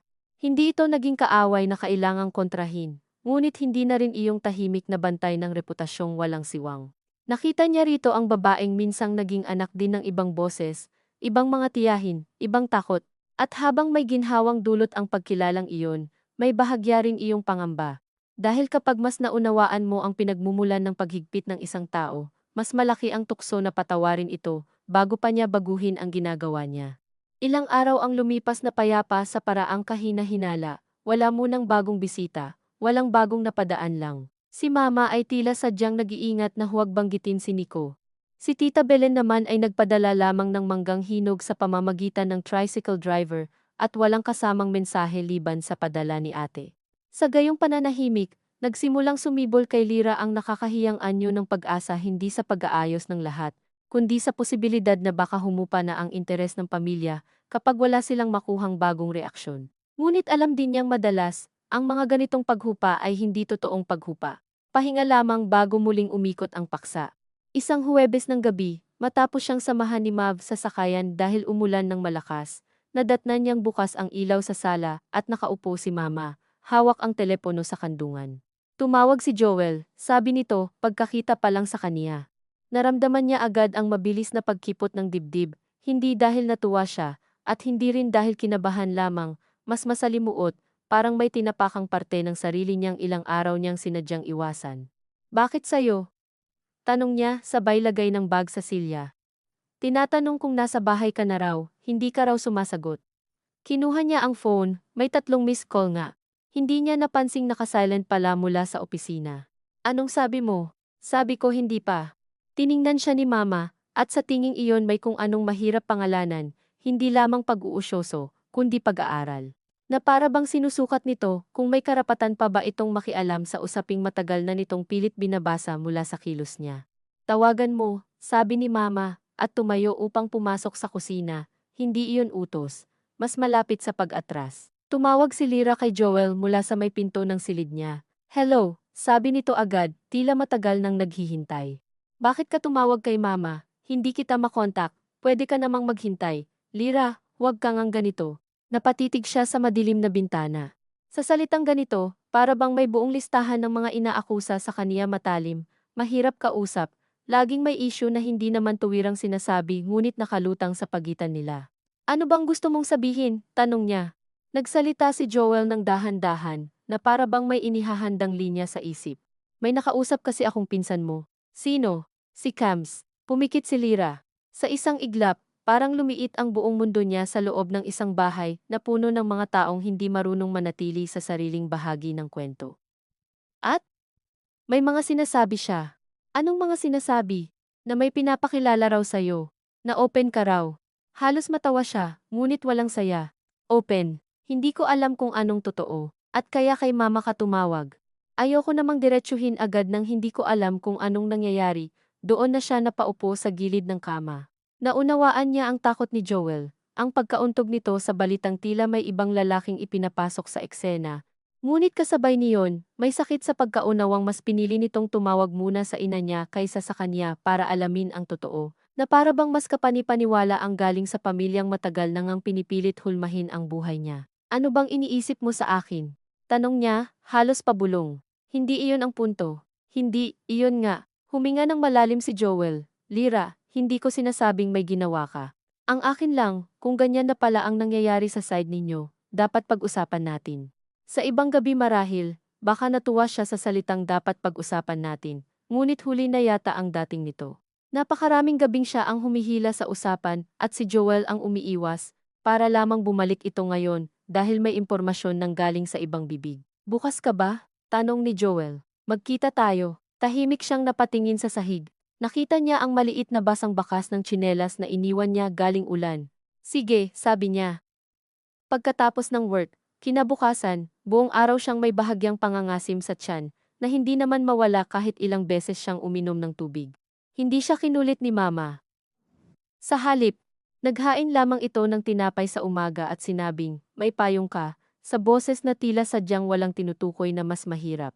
Sa opisina, ilang ulit siyang nagkamali sa pag-encode ng figures at napansing mas madalas kaysa dati ang pagtingin niya sa oras.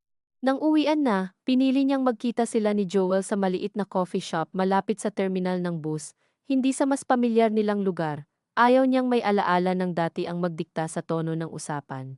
Dumating si Joel ng mas maaga ng kaunti. Nakaupo ito sa sulok, parehong anyo pa ring malinis na polo, maayos ang buhok, may pagod sa ilalim ng mata. Kapag tiningnan mula sa malayo, wala namang bakas ng masamang loob.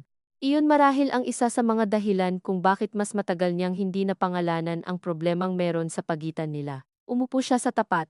Kumain ka na? Unang tanong ni Joel, likas na likas. At sa simpleng paglabas niyon, ay naramdaman ni Lyra ang lumang lambot na dati niyang inaasahan. Nakakainis ang katawan, naisip niya. Kahit ang isip malinaw na minsan, may sariling memorya ang puso sa maliliit na kabaitan. Hindi pa, sagot niya. Ikaw, nagmeryenda lang. Pagkatapos noon, dumating ang katahimikang hindi na tulad ng dati na komportable. Ito na iyong katahimikang may mga nakahandang pangungusap, ngunit parehong nag-iingat kung sino ang unang magbibigay ng anyo. Si Joel ang nauna. Na-hurt ako sa narinig ko kay Cams, sabi nito. Hindi dahil wala kang karapatan, pero pakiramdam ko, hindi ko alam na gano'n na pala kaseryoso ang pressure sa inyo. Naisip ni Lyra na totoo naman iyon. Hindi nga niya nailarawan ng buo kay Joel ang klima ng bahay nila, marahil dahil matagal na rin niyang pinilit gawing normal ang mga bagay na dapat sanay inirereklamo. Ngunit kasabay ng munting pag-amin na iyon, may isa pang mas matalim na tanong. At ngayong alam mo na, sabi niya, Anong gagawin mo? Napakurap si Joel. Anong ibig mong sabihin? Iyon na nga, lagi tayong nandito, kapag may issue, pag-uusapan natin. Pag naresolba ng kaunti, balik sa dati. Tapos pag may bagong gumalaw, saka na naman tayo magtatanong kung anong ibig sabihin. Nakakapagod na, Joel. Hindi naman kasi ganong kadali, alam ko, hindi niya tinaasan ng boses, hindi na niya kailangan, alam kong hindi madali. Hindi rin naman ako humihingi ng madali. Ang hindi ko na kaya ay yung lagi na lang tayong nasa gitna. Napatingin si Joel sa tasa niya. Iniipon ko pa lang kasi. Para saan? Para sa kasal, para sa bahay, para sa maayos. At habang iniipon mo yon, anong inaasahan mong gawin ko? Hindi makasagot agad si Joel. Iyon na naman, hindi sigaw, hindi kasinungalingan, hindi pagtataksil, kundi ang puwang. Ang malaking puwang sa pagitan ng mabuting intensyon at aktual na pasya. Maghintay, sabi niya para punan ang katahimikan. Hindi naman sa ganun, pero ganun ang nangyayari. Napahawak si Joel sa noo. Lira, mahal kita.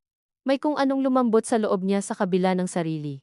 Nakakahiyaman, totoo pa rin na mahalaga sa kaniya ang mga salitang iyon, dahil hindi naman kailanman naging duda ang uri ng lambing ni Joel kapag silang dalawa lang.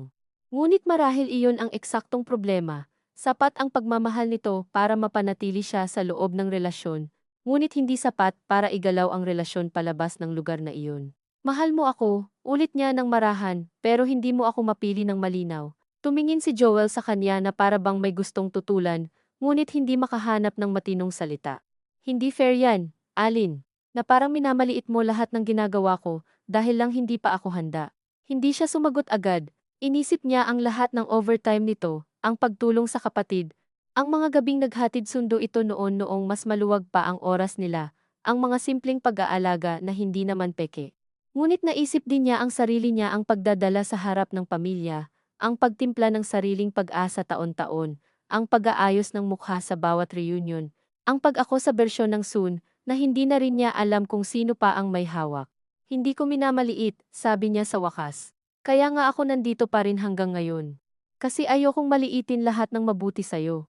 Pero hindi ko rin pwedeng maliitin ang epekto sa akin ng hindi mo pagpapasya. Nagtagal ang usap nilang iyon nang hindi naman tumataas ang boses. Walang eksena. Walang pag-iyak na mapapalingon ang ibang tao. Ngunit may mga sandaling pakiramdam ni Lira ay mas nakakapagod ang ganitong maingat na pagkadurog dahil walang isang malinaw na kontrabidang pwedeng sisihin. May mga taong sadyang hindi ka sinasaktan sa paraang madaling ituro. Pinapagod ka lamang nila hanggang sa isang araw, mapansin mong iba na ang anyo mo sa sarili mong paningin. Nang magpaalam sila sa labas ng coffee shop, hindi siya niyakap ni Joel. Hindi rin niya hinintay. Mag-isip muna tayo, sabi nito. Ayoko namang magdesisyon lang dahil pinipressure tayo. Tumango siya. May bahagi sa kaniya na muntik nang pumayag sa linyang iyon, sa pamilyar na pangangailangang maging patas, maging mapag-unawa, huwag magpadala sa bugso. Ngunit sa gitna ng pagtango niya, may isa pang bahagi na tahimik ng umuurong. Umuwi siyang halos wala ng laman ang loob, ni hindi lungkot na maayos, kundi iyong pagkapagod na parang kumalat sa mga kasukasuan. Pagbukas niya ng gate, nadatnan niyang nakaupo si Mama sa dilim ng sala, hindi naka-on ang TV. Kumain ka na? Tanong nito, at sa paulit-ulit na tanong na iyon, may naaaninag na siyang ibang bagay hindi na lamang gawain, kundi pagtatangka. Hindi pa. Tumayo si Mama at binuksan ang ilaw sa kusina. Habang nagiinit ng ulam, hindi siya makatingin dito ng maayos. Hindi niya alam kung gusto ba niyang magsabi, o gusto ba niyang manahimik muna at ariin ang naramdaman bago ipasa sa iba. Ngunit si Mama ang naunang bumasag. Nakita ko si Kams kanina sa tindahan, sabi nito. Sabi ko tigilan na niya ang pagdadala ng kung ano-ano kay Joel. Napatingin si Lira, hindi niya inaasahan iyon. Bakit? Kasi hindi naman niya buhay iyon. Simple lamang ang pagkakasabi, ngunit may sariling bigat. Para sa marami, maliit na kilos iyon. Para kay Lira, halos hindi ka panipaniwala. Hindi dahil hindi kayang pagsabihan ni Mama ang pamangkin nito, kundi dahil sa wakas, may isang pagkakataong hindi nito pinili ang katahimikan para mapanatiling maayos ang anyo ng samahan. Anong sabi niya? Nagmamagaling lang daw siya. Bahagyang napangiti si Mama, pagod ngunit totoo. Sabi ko, huwag siyang magmagaling sa buhay ng may buhay. Napaupo si Lira sa silya, hawak pa rin ang bag. May kung anong masakit na ginhawa ang pumasok sa dibdib niya. Hindi iyon sapat para maayos ang lahat, at hindi rin nito binabawi ang mga nagdaang araw. Ngunit sapat ito para makita niyang kahit mabagal, may kayang ilipat si Mama sa loob ng sarili nitong kinagisnan. Nagkita kami ni Joel, sabi niya sa wakas, tumango si Mama nang hindi humaharap, at, pareho pa rin, pero hindi na rin pareho. Dahan-dahang ibinaba ni Mama ang sandok. Minsan ganyan talaga bago mo malaman kung ano na talaga. Wala roong pangaral, wala ring pagsingit ng pangalan ni Nico, o ng mga dapat, umupo ito sa tapat niya, at saka lamang nagsalita muli. Hindi ko kayang patahimikin lahat, Lira. Pero ayokong umabot sa puntong ako rin ang magtutulak sa'yo sa hindi mo gusto. Hindi agad siya nakasagot. Sa pahayag na iyon, may huli ngunit totoong paghila pabalik ng kamay, na ilang araw siyang naramdamang itinutulak. Hindi iyon sapat na paghingi ng tawad, marahil. Ngunit sa pamilya nilang hindi naman sanay sa mga salitang ganoon. Alam niyang ito na marahil ang pinakamalapit. Napapagod din ako, ma, sabi niya, at iyon ang pinakapayak na anyo ng katotohanan kaya niya sa gabing iyon. Tumango si Mama. Alam ko na ngayon ng kaunti. Pagkatapos noon, sabay silang kumain ng halos malamig ng ulam. May mga katahimikang bumabalik pa rin, may mga tinging umiiwas pa rin, ngunit hindi na kasing talim ng dati. Sa kwarto niya bago matulog, nag-message si Nico. Hope you're okay. Hindi niya alam kung ano ang narinig nito, o kung nagkataon lang, matagal bago siya nag-reply ng, salamat, sana ikaw din. Wala nang sumunod. Pagkatapos, binuksan niya ang chat nila ni Joel at tumigil ang daliri sa ibabaw ng keyboard. Wala siyang naisulat. Hindi dahil wala na siyang sasabihin, kundi dahil sa unang pagkakataon sa matagal na panahon, naisip niyang baka hindi lahat ng susunod na hakbang ay kailangang magsimula sa paghabol sa taong hindi pa handang gumalaw. Sa labas, mahinang tumutulo ang ulan mula sa bubong papunta sa drum ng tubig. Sa kabilang kwarto, narinig niya ang paghiga ni Mama at ang kaluskos ng kumot. Ang bahay ay nanatiling pareho ang parehong pader, parehong litrato, parehong mga tinig mula sa kalapit-bahay, na humahalo sa gabi, ngunit hindi na iyon ang parehong bahay na pinasok niya, ilang linggo lang ang nakalipas, dahil may ilang bagay nang nasabi at may ilang pananahimik nang hindi pwedeng ibalik sa dating inosente. At habang nakahiga siyang nakatitig sa kisame, alam niyang wala pang desisyon, wala pang malinaw na wakas, ngunit may unti-unting pagtipon sa loob niya ng lakas na hindi na lamang para magtiis o magpaliwanag, kundi para kilalanin kung aling mga kamay ang maaari pa niyang hawakan at kung alin ang kailangan niyang hayaan kahit matagal niya iyong tinawag na pagmamahal. Pagmamahal man ang tawag niya roon sa loob ng maraming taon, hindi na iyon sapat na salita sa mga sumunod na linggo. O marahil hindi lang talaga sapat ang isang salita, kapag matagal mo nang ginagamit iyon para takpan ang iba't ibang anyo ng pag-asa, pagod, hiya, at ugaling matagal mong inakalang kabutihan dahil hindi marahas at hindi magulo. Matapos ang gabing iyon sa kusina kasama si Mama, may ilang araw na mas magaang ang loob ng bahay hindi dahil may nalutas na, kundi dahil may isang bagay ng inamin ng hindi tuwirang tinawag sa tamang pangalan, na may hangganan ang pakikisama, na may punto kung saan ang katahimikan ay hindi na pag-iingat kundi pakikibahagi sa panghihimasok. Hindi naman biglang naging malambing si Mama. Hindi ito naging uri ng inang yayakap at magsasabing, bahala ka, anak, piliin mo kung ano ang makakapagbigay sa'yo ng payapa. Hindi ganoon ang mga buhay nila. Ngunit may mga umagang hindi na nito binabanggit si Nico sa paraang parang lihim na alok.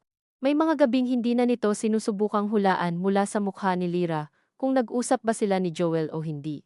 Ang ibinibigay lamang ni Mama ay mga maliit na pag-urong. Hindi sinasagot ang mga tawag ni Tita Belen habang kumakain sila. Hindi agad ikinukwento ang narinig sa palengke. Hindi na pinapasok ang pangalan ng mga tiyahin sa bawat usapang tungkol sa hinaharap. At sa bahay nilang sanay sa mga bagay na hindi ipinapahayag ng buo, sapat na iyong magmukhang pagbabago. Ngunit ang problema sa mga pagbabago sa loob lamang ng bahay ay hindi nito napipigilan ang pag-ikot ng mga kwento sa labas.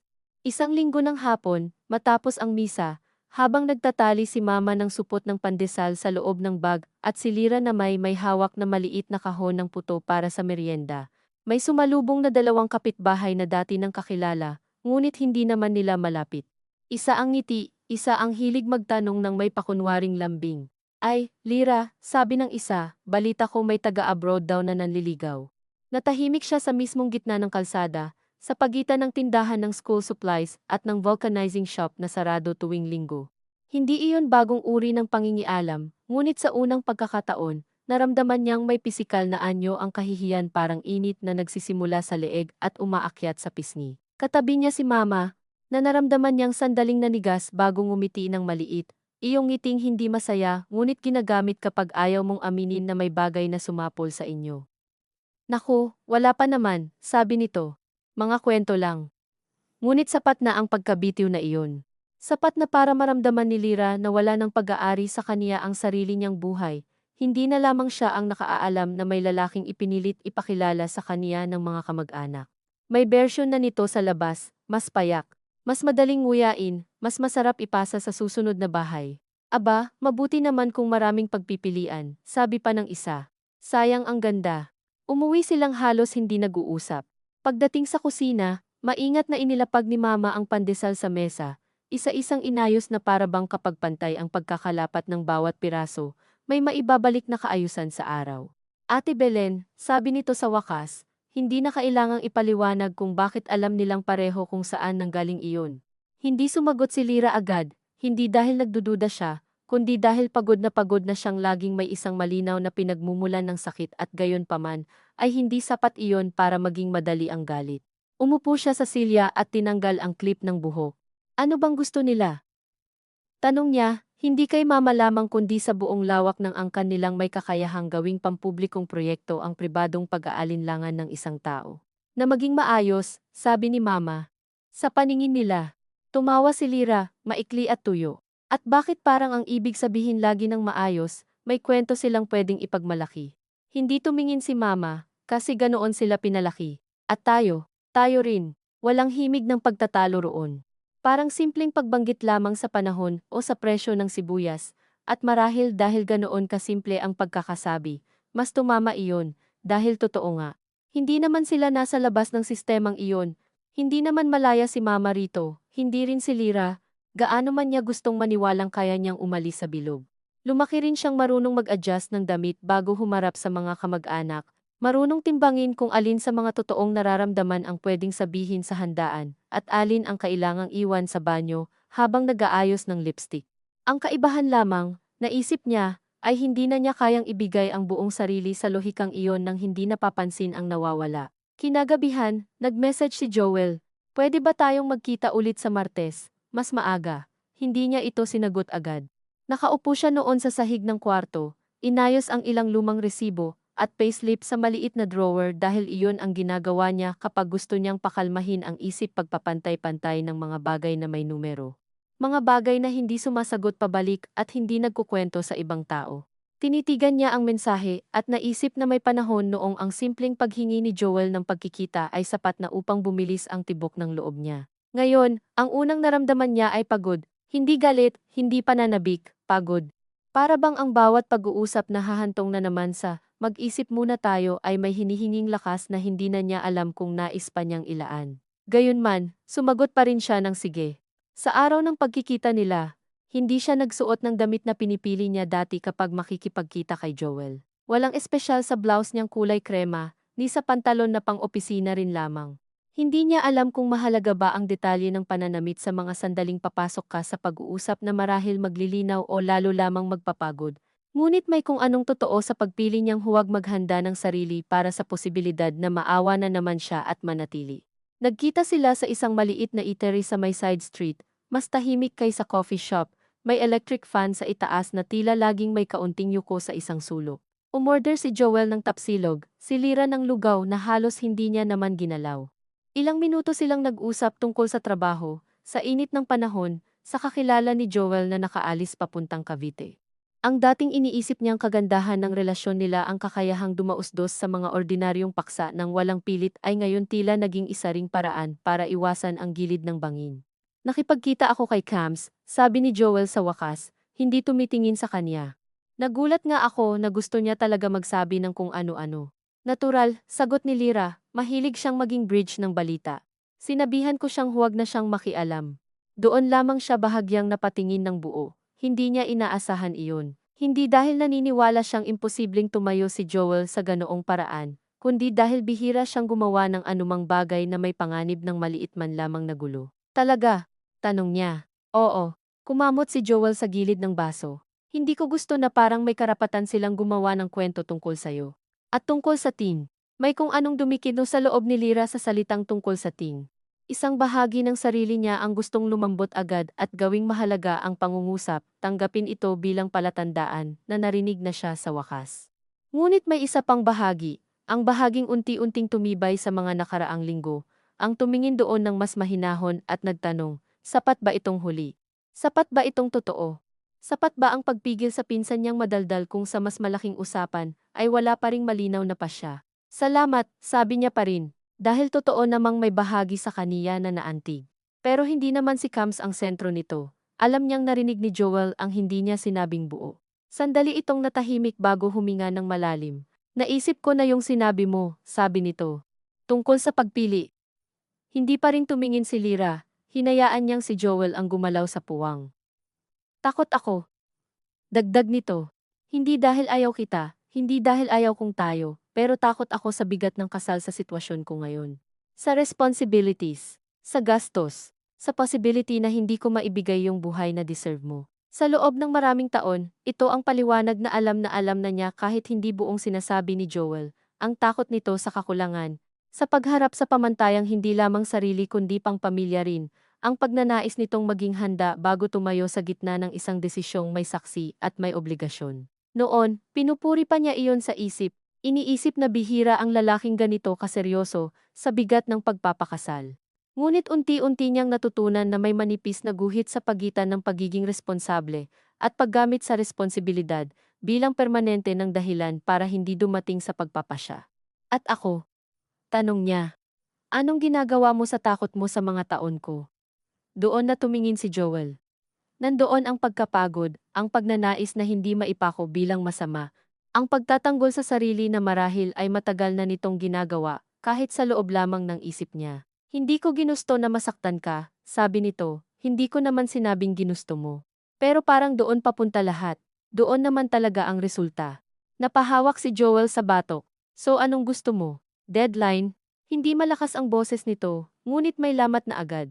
Iyon ang unang pagkakataon sa matagal na panahon na may bahagyang talim ang usapan nila. Nakaramdam si Lyra ng maliit na paghigpit sa dibdib, hindi dahil natakot siya, kundi dahil may bahagi sa kanyang napagod ng maging mahinahon para sa dalawa. Hindi deadline, sabi niya, paglilinaw. Pareho lang din halos yun. Hindi, magkaiba yun kapag pareho kayong may balak, kapag wala, saka lang nagmumukhang deadline. Narinig niya ang sariling boses na pantay, ngunit mas matigas kaysa nakasanayan.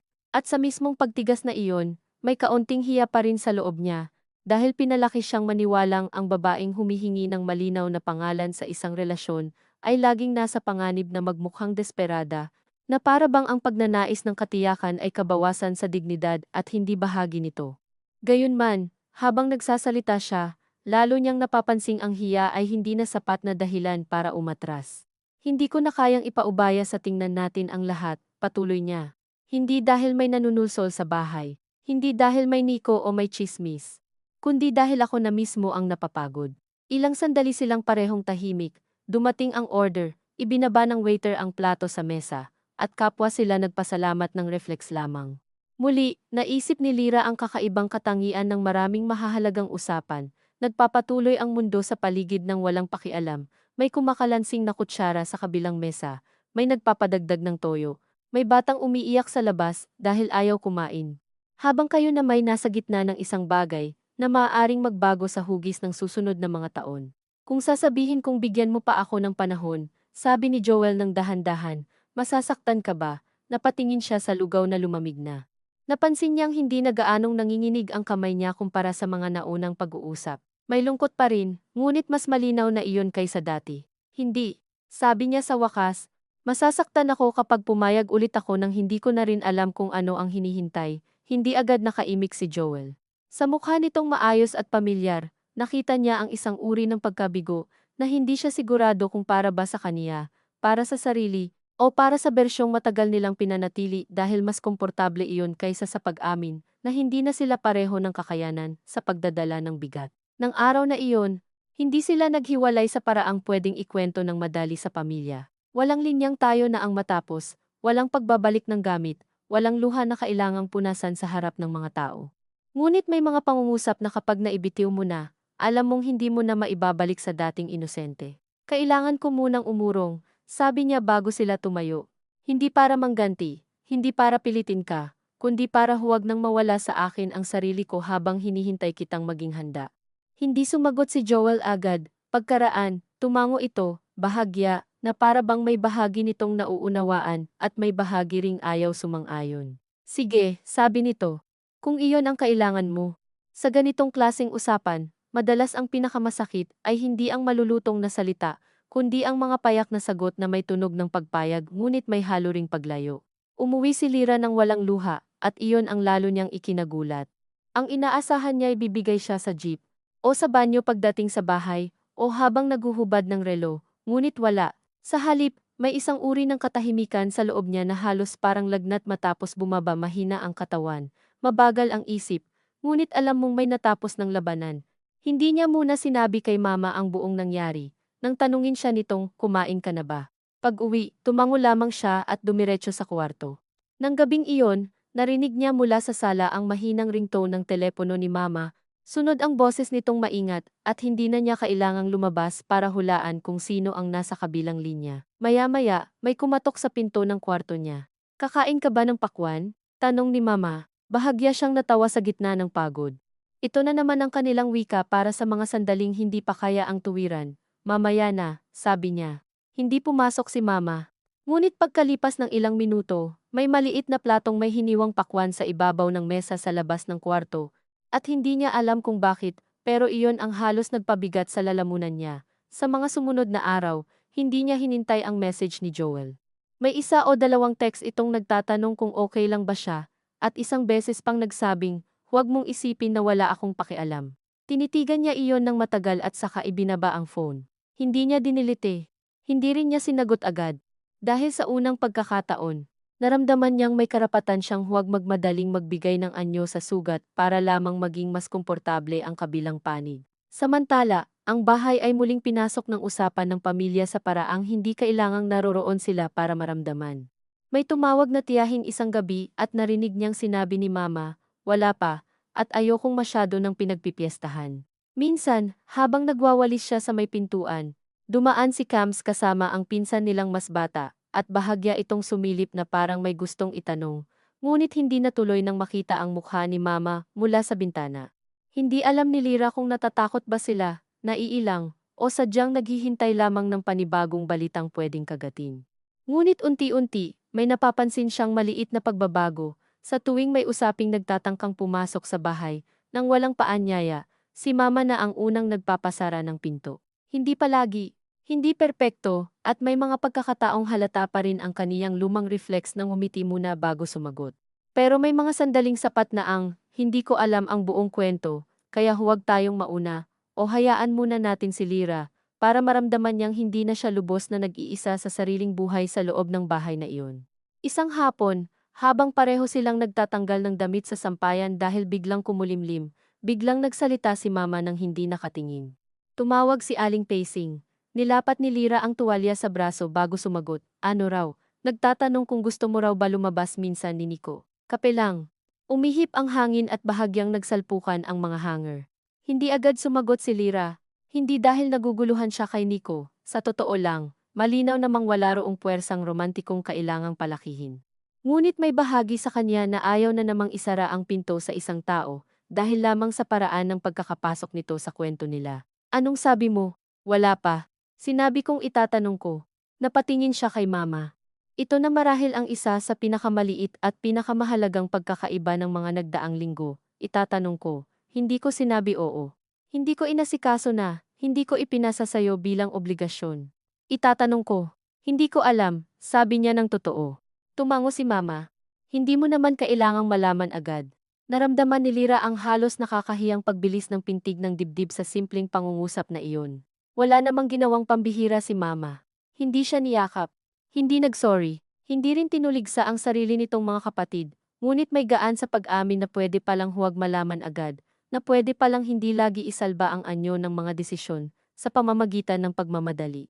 Ilang araw pa bago siya tuluyang sumagot kay Nico. Sa huli, pumayag siyang magkape, ngunit sa lungsod, hindi sa bahay, at malinaw sa kaniya na hindi iyon simula ng panibagong kwento, kundi isang mahinang pagsubok, kung kaya ba niyang humarap sa isang tao, nang hindi ang pamilya ang nagdidikta ng tono. Nagkita sila sa isang cafe sa tapat ng bookstore. Mas payapa iyon kaysa sa una nilang pagkikita sa balkonahe, marahil dahil pareho silang pumasok doon bilang sarili nilang tao, hindi bilang mga pamangking iniharap sa mga tiyahin. Nag-usap sila tungkol sa trabaho, tungkol sa lola niyang mahilig sa ampalaya at sa tiyahin nitong mahilig mag-matchmake kahit hindi naman mahusay magtimpla ng kape, tungkol sa pakiramdam ng laging kinikilatis ng angkan.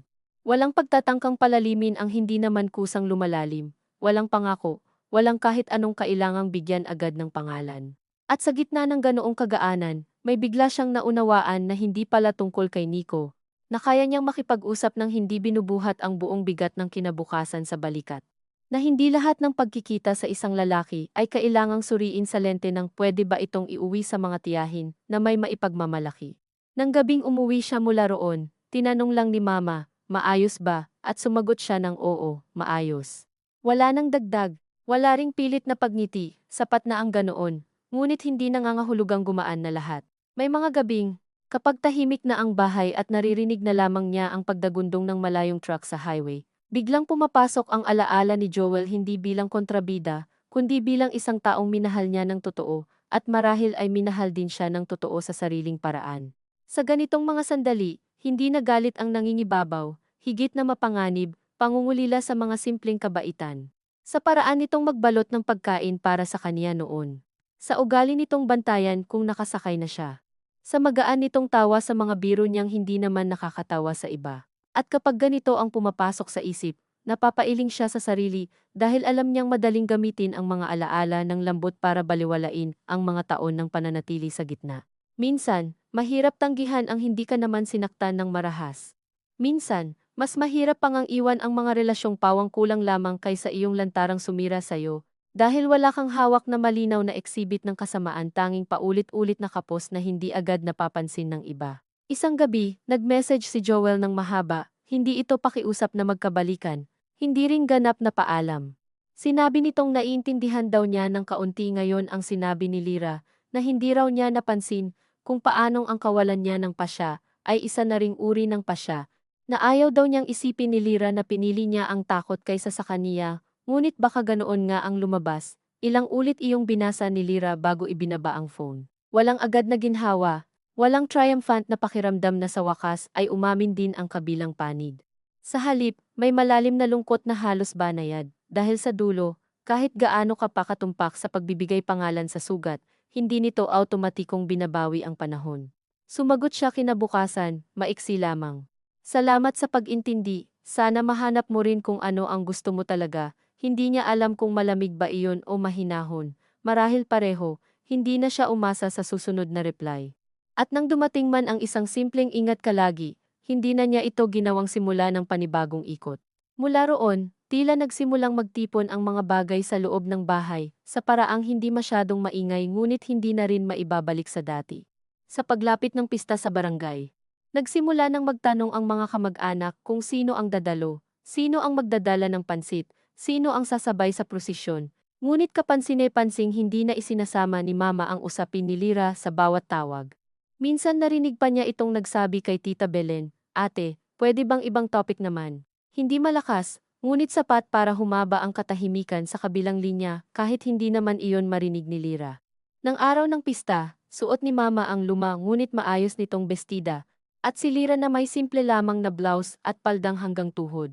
Sa maliit na handaan sa bahay ng kamag-anak, nandoon ang lahat ng pamilyar na elemento, ang mahahabang mesa, ang mga plastik na upuang kulang sa paa, ang mga tiyahing may sari-saring comment sa timbang, sa buhok, sa trabaho, sa anak ng kapitbahay. Ngunit may isang kakaibang pagkakaayos sa taong iyon. Nang may magtanong kung kumusta na ang love life, si Mama ang unang sumagot ng kumakain muna tayo, at sinundan iyon ng tawa ng ilan na hindi sigurado kung biro ba iyon o pagtatapos ng usapan. Si Lyra, na hawak ang baso ng soft drinks, ay nakaramdam ng maliit ngunit matinding pag-init sa dibdib, hindi lamang pasasalamat, kundi pagkagulat sa posibilidad na may isang tao palang matagal ng bahagi ng mekanismong sumasakal sa kaniya. Ang maaari ring maging unang humarang dito, kahit huli, kahit paunti-unti. Hindi naging perpekto ang araw. Naroon pa rin ang tingin ni Tita Belen na may halong sama ng loob, at pag-usisa, naroon ang bahagyang pagsundot ni Cams kung nagkikita pa ba kayo nung taga-Canada. Naroroon ang mga pinsang nagsasabing, Ang choosy mo naman sa tonong patawa. Ngunit hindi na pareho ang pakiramdam ni Lira sa mga ganoong salita. Hindi dahil wala na itong tama, kundi dahil hindi na niya naramdaman na obligado siyang ipagtanggol ang sarili sa paraang magpapakalma sa kanila. May ilang sagot siyang pinili, may ilang ngiti, may ilang katahimikang sadyang hindi niya pinunan. At sa bawat pagpili niyang huwag umayon sa dating reflex na magpaliwanag para lamang hindi magmukhang suplada o may tinatago, naramdaman niyang may maliit na himaymay sa loob niya na humihiwalay mula sa pananagutan sa reputasyon ng angkan. Pag-uwi nila ng gabing iyon, pagod ang mga paa at may amoy pa ng usok ng inihaw sa buhok nila, habang pinupunasan ni Mama ang mesa, biglang sinabi nito, "Hindi ako marunong gumawa ng tama agad." Tumingin si Lira mula sa paghuhubad ng hikaw. Hindi madalas magsimula sa ganoong linya si Mama. "Alam ko," sabi niya, at may bahagyang ngiti roon na hindi nanunuya. Umupo si Mama, tila biglang bumigat ang tuhod pagkatapos ng mahabang araw. "Noong bata ka, akala ko kapag natuto akong umiwas sa gulo, mapoprotektahan kita. Hindi ko naisip na may mga gulong lumalaki dahil sa pag-iwas." Maraming pwedeng sabihin ni Lira, na matagal na niya iyong naramdaman, na maraming beses siyang napagod sa pag-unawa, na may mga bahaging hindi mababawi.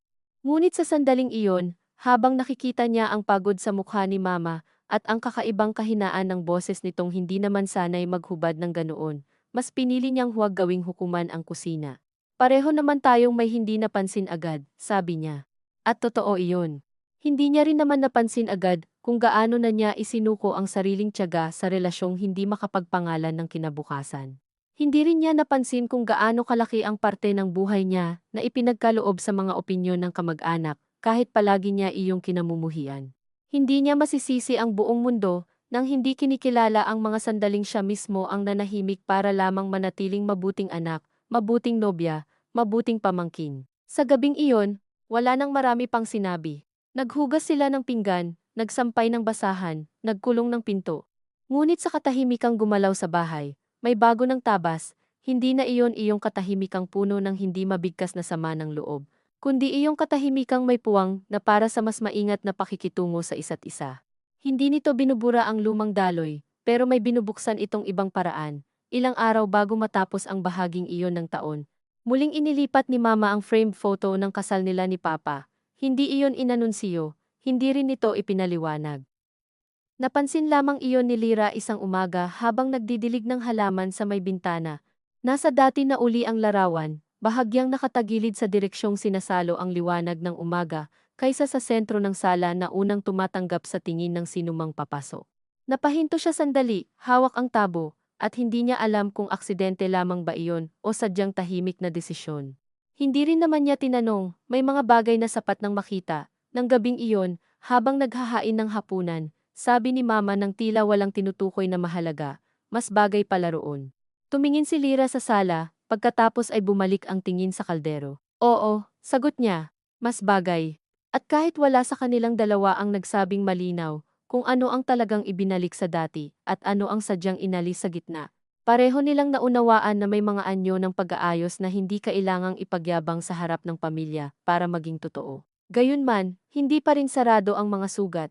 May mga umagang naiisip pa rin ni Lira si Joel at nararamdaman ang mapurol na pangungulila sa isang taong marahil ay hindi naman niya kailangang kamuhian upang tuluyang lisanin. May mga sandaling, kapag nagmemensahe si Nico tungkol sa isang biro sa tiyahin nito o sa masarap na ensaymada na natikman niya sa isang cafe, napapansin niyang hindi pa handa ang loob niyang bigyan ng direksyon ang anumang bagong pagiging magaan, at may mga pagkakataong, sa gitna ng simpleng gawaing gaya ng pagtitiklop ng damit o paghihiwa ng sibuyas, bigla niyang mararamdaman ang kabuuang bigat ng mga taong naging bago sa kaniya nitong mga buwan, ang bigat ng pag-amin na hindi na niya kayang maging daluyan ng inaasahan ng buong angkan. At ang bigat ding tanggapin na hindi naman ito simpleng pagputol ng lubid kundi mahabang pag-aaral kung paano mabuhay ng may pakikipag-ugnayan ngunit hindi pagsuko. Isang gabi, bago matulog, tumingin siya sa phone at nakita ang chat thread nila ni Joel. Tahimik na, hindi na umaandar. Sa ibaba noon, may maikling mensahe si Nico tungkol sa librong nakita raw niya na baka magustuhan niya. Sa kabilang kuwarto, narinig niya si Mama na nagsasara ng bintana dahil umihip ang hangin. Sa maliliit na tunog na iyon, isang lumang pag-uusap na huminto, isang bagong tinig na hindi niya kailangang madaliin. Isang ina na marahang natutong humarang sa mga tanong ng iba, naroon ang kakaibang pakiramdam na walang anumang tapos ng lubos, ngunit may isang yugto nang hindi na niya kayang balik-balikan bilang dating tao. Hindi siya mas malaya sa paraang magaan. Hindi rin mas matapang sa paraang maipagmamalaki sa handaan. Ngunit habang pinapatay niya ang ilaw at hinahayaang lumubog ang kwarto sa pamilyar na dilim, alam niyang may bahagi ng sarili niya na tahimik nang tumangging bumalik sa dating anyo ng pag-intindi, na palaging may kasamang pagsuko, at sa bahay na iyon, sa angkang iyon, sa buhay na iyon na hindi naman titigil ang mga tao sa pagsukat at pagsasabi, iyon muna marahil ang pinakamalapit sa pagpili, na kaya niyang panindigan ng hindi na ipinahihiram sa iba ang pangalan ng sarili niyang kapayapaan. Kapayapaan ang salitang matagal na ginamit ni Lira, na parang dulo ng isang pangungusap na hindi niya maituloy, na para bang kapag nasabi niya iyon ng sapat na dami, kusang liliit ang mga bagay na mahirap pangalanan, ang mga tingin sa handaan, ang mga tanong na may kasamang ngiti, ang mga pag-uusap sa telepono na bumabagal kapag siya na ang paksa, ang pagod ng isang ina na ayaw ipakitang pagod, ang kabaitan ng isang lalaking hindi naman marahas, ngunit laging may kulang sa mismong bahaging hindi dapat kapusin. Ngunit matapos ang mga buwan na iyon, iba na ang tunog ng salita sa loob niya. Hindi na iyon simpleng katahimikan. Hindi na rin basta kakayahang umiwas sa gulo. Mas malapit na siguro iyon sa isang uri ng pagkilala na may mga ingay na hindi mapapatigil, may mga kamag-anak na hindi matuturuan sa isang sermon lamang. May mga relasyong hindi mo naman kailangang gawing masama para tanggaping hindi na pwedeng iyon pa rin. Sa mga sumunod na araw matapos ang pista, bumalik ang bahay sa karaniwang ugoy nito. Gigising si Mama bago mag-alas 5, magpapakulo ng tubig, magbubukas ng radyo sa mahinang volume na parang ayaw guluhin ang dilim. Si Lira na may babangon ng may ilang segundong pagtitig sa kisame, bago alalahaning may opisina, may pila sa jeep, may mga resibong kailangang pantayin sa accounting, may mga oras ng araw na nagkukunwaring hindi na apektuhan ng anuman. Ngunit sa loob ng ganitong pagbabalik, napapansin niya ang mga maliliit na puwang na dati niyang hindi napapansin dahil abala siya sa pag-iwas masaktan. May mga umagang nagtatagpo sila ni Mama sa kusina at hindi na kailangang mag-ingat ng todo sa bawat salita. Hindi dahil wala nang maaaring ikasugat, kundi dahil may ilang sugat ng nabigyan ng mukha, at kapag may mukha na ang isang bagay, hindi man ito agad gumaling, hindi na ito kasing daling itago sa likod ng plato at pandesal. Minsan, habang nagbabalot si Mama ng baon niyang pritong galunggong sa lumang lalagyan ng ice cream, bigla nitong masasabi, huwag kang mag-overtime kung hindi kailangan. At sa payak na bilin na iyon ay may kasama ng ibang bagay. Isang pagkilala na hindi na kailangan ni Lira ng dagdag na pagod para lamang patunayan na kaya niyang saluhin ang lahat. Minsan naman, si Lira ang magtatanong, may kailangan ka bang ipabili? At hindi na lamang iyon basta praktikal na tanong, kundi isang anyo ng pag-abot sa pagitan ng dalawang babaeng pareho pa ring sanay gumamit ng gawain para mapalapit. Hindi naging malalim agad ang mga usapan nila. Hindi rin naging mapagkumpisal si Mama. Ngunit may ilang pagkakataong sapat na ang hindi na sila laging nagkukunwaring walang nangyari. Sa opisina, napansin ni Mav na mas madalas na raw tumahimik si Lira, hindi sa paraang malungkot, kundi sa paraang tila may tinatanggap nang hindi kailangang idaldal agad. Parang hindi ka na laging naghahabol ng sagot, sabi nito isang hapon, habang naghahati sila ng turon na pinadala ng kliyente. Napangiti si Lira, baka napagod na lang. Pwede rin, sagot ni Mav, pero minsan yung pagod may kasama ring linaw. Hindi niya itinanggi iyon, dahil totoo naman. Hindi na siya bumabangon araw-araw na ang unang iniisip ay kung magme-message ba si Joel, kung may maririnig na naman bang bagong bersyon ng buhay niya mula sa ibang tao, kung paano niya ipapaliwanag ang sarili sa susunod na tiyahing magtatanong sa tono ng pag-aalala. Hindi ibig sabihin nito'y wala ng bigat si Joel sa kanya. May mga gabi pa ring biglang babalik ang alaala ng paraan nitong mag-abot ng payong kahit basa na siya. Nang ugali nitong alalahanin kung anong inumin ang gusto niya, kahit limot nito, ang mahahalagang pag-uusap ng kabaitang dati niyang pinanghawakan na parang sapat na patunay ng hinaharap. Ngunit ang mga alaala ngayon ay hindi na kaagad sumasama sa pagnanais na bumalik. Nananatili lamang sila bilang totoo ring bahagi ng buhay niya, mga bagay na naging mabuti at gayon paman ay hindi nakapagligtas sa kung ano ang kinulang. Isang Sabado, habang naglilinis siya ng lumang drawer sa ilalim ng aparador, natagpuan niya ang envelope na puno ng maliliit na papel, movie tickets, resibo sa fast food, isang maliit na note ni Joel mula sa panahong wala pa silang malaking problema. Sulat kamay lamang na kumain ka muna bago ka magalit sa mundo. Matagal niya iyong tinitigan, dati, Sapat na ang ganitong mga bagay para tunawin ang anumang inis niya. Ngayon, nang hawakan niya ang note, hindi siya napaluha. Ang dumating sa kaniya ay isang tahimik na kabutihang loob sa nakaraan nilang dalawa, na para bang kaya na niyang tingnan iyon, nang hindi agad kailangang pumili sa pagitan ng pagdakila at pagkapuot. Maingat niyang ibinalik ang ilan sa envelope at itinapon ang ilan, hindi bilang ritual ng paglimot kundi dahil alam niyang hindi lahat ng bakas ay kailangang panatilihin para kilalaning nangyari sila. Nang gabing iyon, sinabi niya kay Mama habang nagkakape sila matapos ang hapunan, "Naglinis ako ng drawer. Ang dami ko palang tinatagong resibo." Hindi agad sumagot si Mama. Pagkaraan, saka lang ito nagsabi ng, "May mga tao talagang ganyan, mahilig magtabi ng ebidensya na nabuhay sila." Napatawa si Lira ng mahina. "Ikaw? Ako?" Bahagyang umiling si Mama. "Hindi. Kapag masyadong marami, nahihirapan akong huminga." Naisip ni Lira na marahil hindi lamang sa gamit iyon totoo para sa ina niya. Marahil pati sa mga pangyayaring hindi nais bigyan ng sobrang anyo, sa mga damdaming mas madaling itiklop kaysa titigan. Gayunman, hindi na siya nagtanong pa. Natuto na rin siyang hindi lahat ng paglapit ay kailangang hulihin agad ng paliwanag. Ilang araw pa, nag-message si Nico kung gusto niyang samahan siya sa bookstore sale sa Sunday dahil may hahanapin daw itong regalo para sa pamangkin. Tinitigan ni Lira ang mensahe at hindi agad sumagot. Hindi naman iyon malaking bagay. Hindi rin iyon romantikong paanyaya sa paraan na madaling kabahan ang isang pamilya. Ngunit may sariling timbang ang anumang pagkakataong maaaring magmukhang panibagong simula. Lalo na kung ang mga tao sa paligid mo ay sabik magpasiya para sa iyo bago mo pa masukat ang sarili mong pagnanais. Sa huli, sumagot siya ng sige, "Kung hapon, may errands ako sa umaga." Maikli lamang, walang palamuti. Nang magkita sila sa bookstore, simple lang ang nangyari, naghanap sila ng discounted na cookbook para sa pamangkin nito. Tumawa sa sobrang daming self-help titles na parehong nangakong aayusin ang buhay ng tao sa loob ng 7 araw. Nagkape, pagkatapos sa maliit na pwestong may masyadong matamis na caramel latte. Wala namang pumutok na kilig, wala ring saglit na biglang nagbago ang tingin niya sa kaniya bilang tadhana. At marahil iyon ang pinakaginhawa sa lahat, na may isang lalaki sa paligid niya na hindi nagiging banta, hindi nagiging sagot, hindi rin nagiging proyekto. Tao lang, pagod din sa sariling pamilya, marunong makinig, marunong huwag magsiksik ng kahulugan sa payapang pag-upo. Habang nagkakape sila, naikwento ni Nico na balak na nitong bumalik ng Canada nang mas maaga kaysa una nitong plano dahil hindi raw nito kayang manatili ng matagal sa Pilipinas nang hindi ginagawang agenda ng mga tiyahin ang bawat linggo. Nakakapagod din pala mamiss ng pamilya kapag ang totoo, ang nami-miss nila yung bersyon mo na madali nilang maipagyabang, sabi nito, sabay ikot ng kutsara sa tasa. Hindi agad sumagot si Lira, hindi dahil wala siyang masasabi, kundi dahil pamilyar ang tama ng pangungusap sa paraang halos masakit.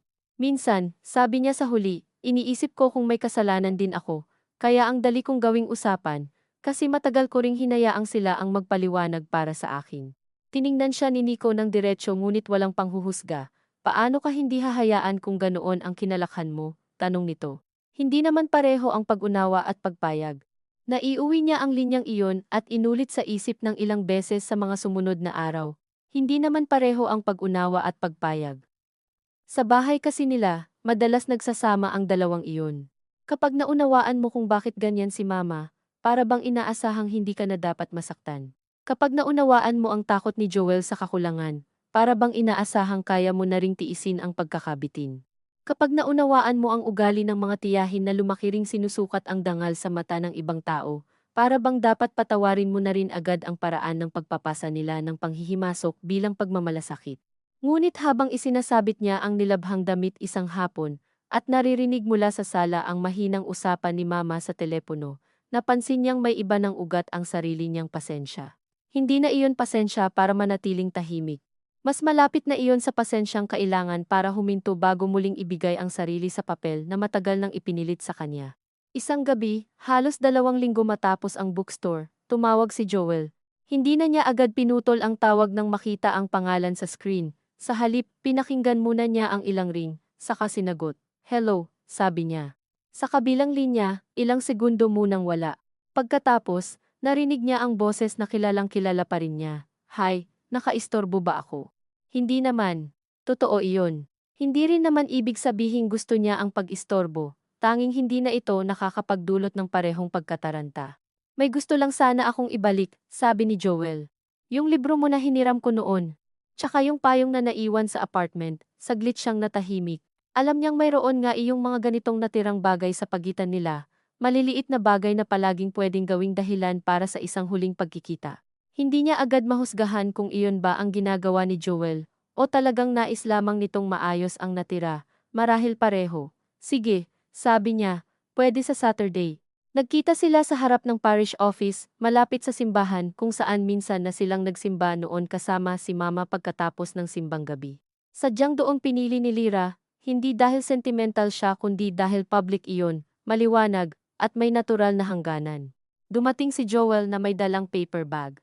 Nasa loob nga ang libro niyang minsan ay hiniram nito isang nobela na hindi naman niya paborito, ngunit binili niya noon dahil sa isang linyang hindi na niya maalala ngayon at ang payong na medyo kupas na ang hawakan. Pag-abot nito ng bag, kapwa sila may bahagyang pagkailang na halos nakakaawa. Kumusta ka? Tanong ni Joel matapos ang ilang segundong wala. Okay naman. Sa work, okay rin. Tumango ito. Ang dating madali nilang pagdaos-dos sa mga ordinaryong tanong ay wala na ngayon ang dating lambot. Nandoon pa rin ang porma, ngunit may malinaw ng pagitan. Tumingin si Joel sa mga taong dumadaan, pagkatapos ay bumalik ang tingin sa kaniya. May offer ako sa Cavite, sabi nito. Sa mas malaking company. Hindi nagpakita ng gulat si Lyra, ngunit may kung anong kumirot sa loob niya. Marahil dahil agad niyang naisip ang lahat ng panahong sinabi nitong hindi pa handa, dahil sa trabaho at kita. At heto ngayon, may isang bagong daan palang darating kung saan hindi na sila kasama sa kalkulasyon. Congrats, sabi niya ng tapat. Maganda yon. Hindi ko pa tinatanggap. Pero gusto mo? Huminga si Joel. Oo, sa tingin ko. Tumango siya.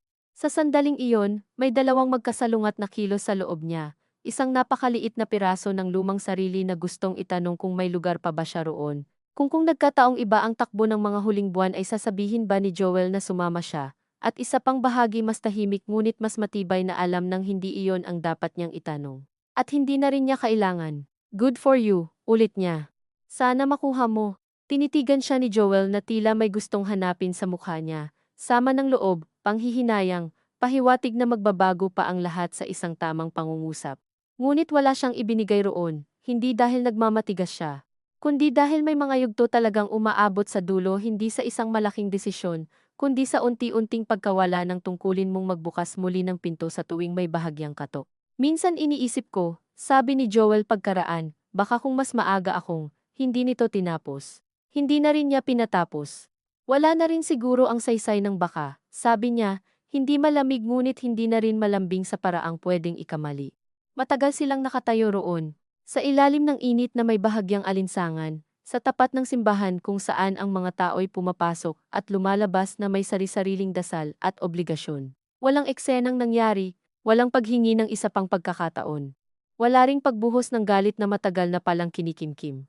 Nandoon lamang silang dalawa bilang mga taong minsang nagsikap magtagpo, sa iisang hinaharap ngunit hindi sapat ang pagsisikap na iyon upang lagpasan ang uri ng pagkukulangan na hindi madaling makita ng iba. Ingat ka, sabi ni Joel sa huli. Naalala ni Lyra kung ilang daang beses niya nang narinig ang parehong dalawang salita mula rito, at kung gaano kagaan dati itong tanggapin. Ngayon, iba na ang laman.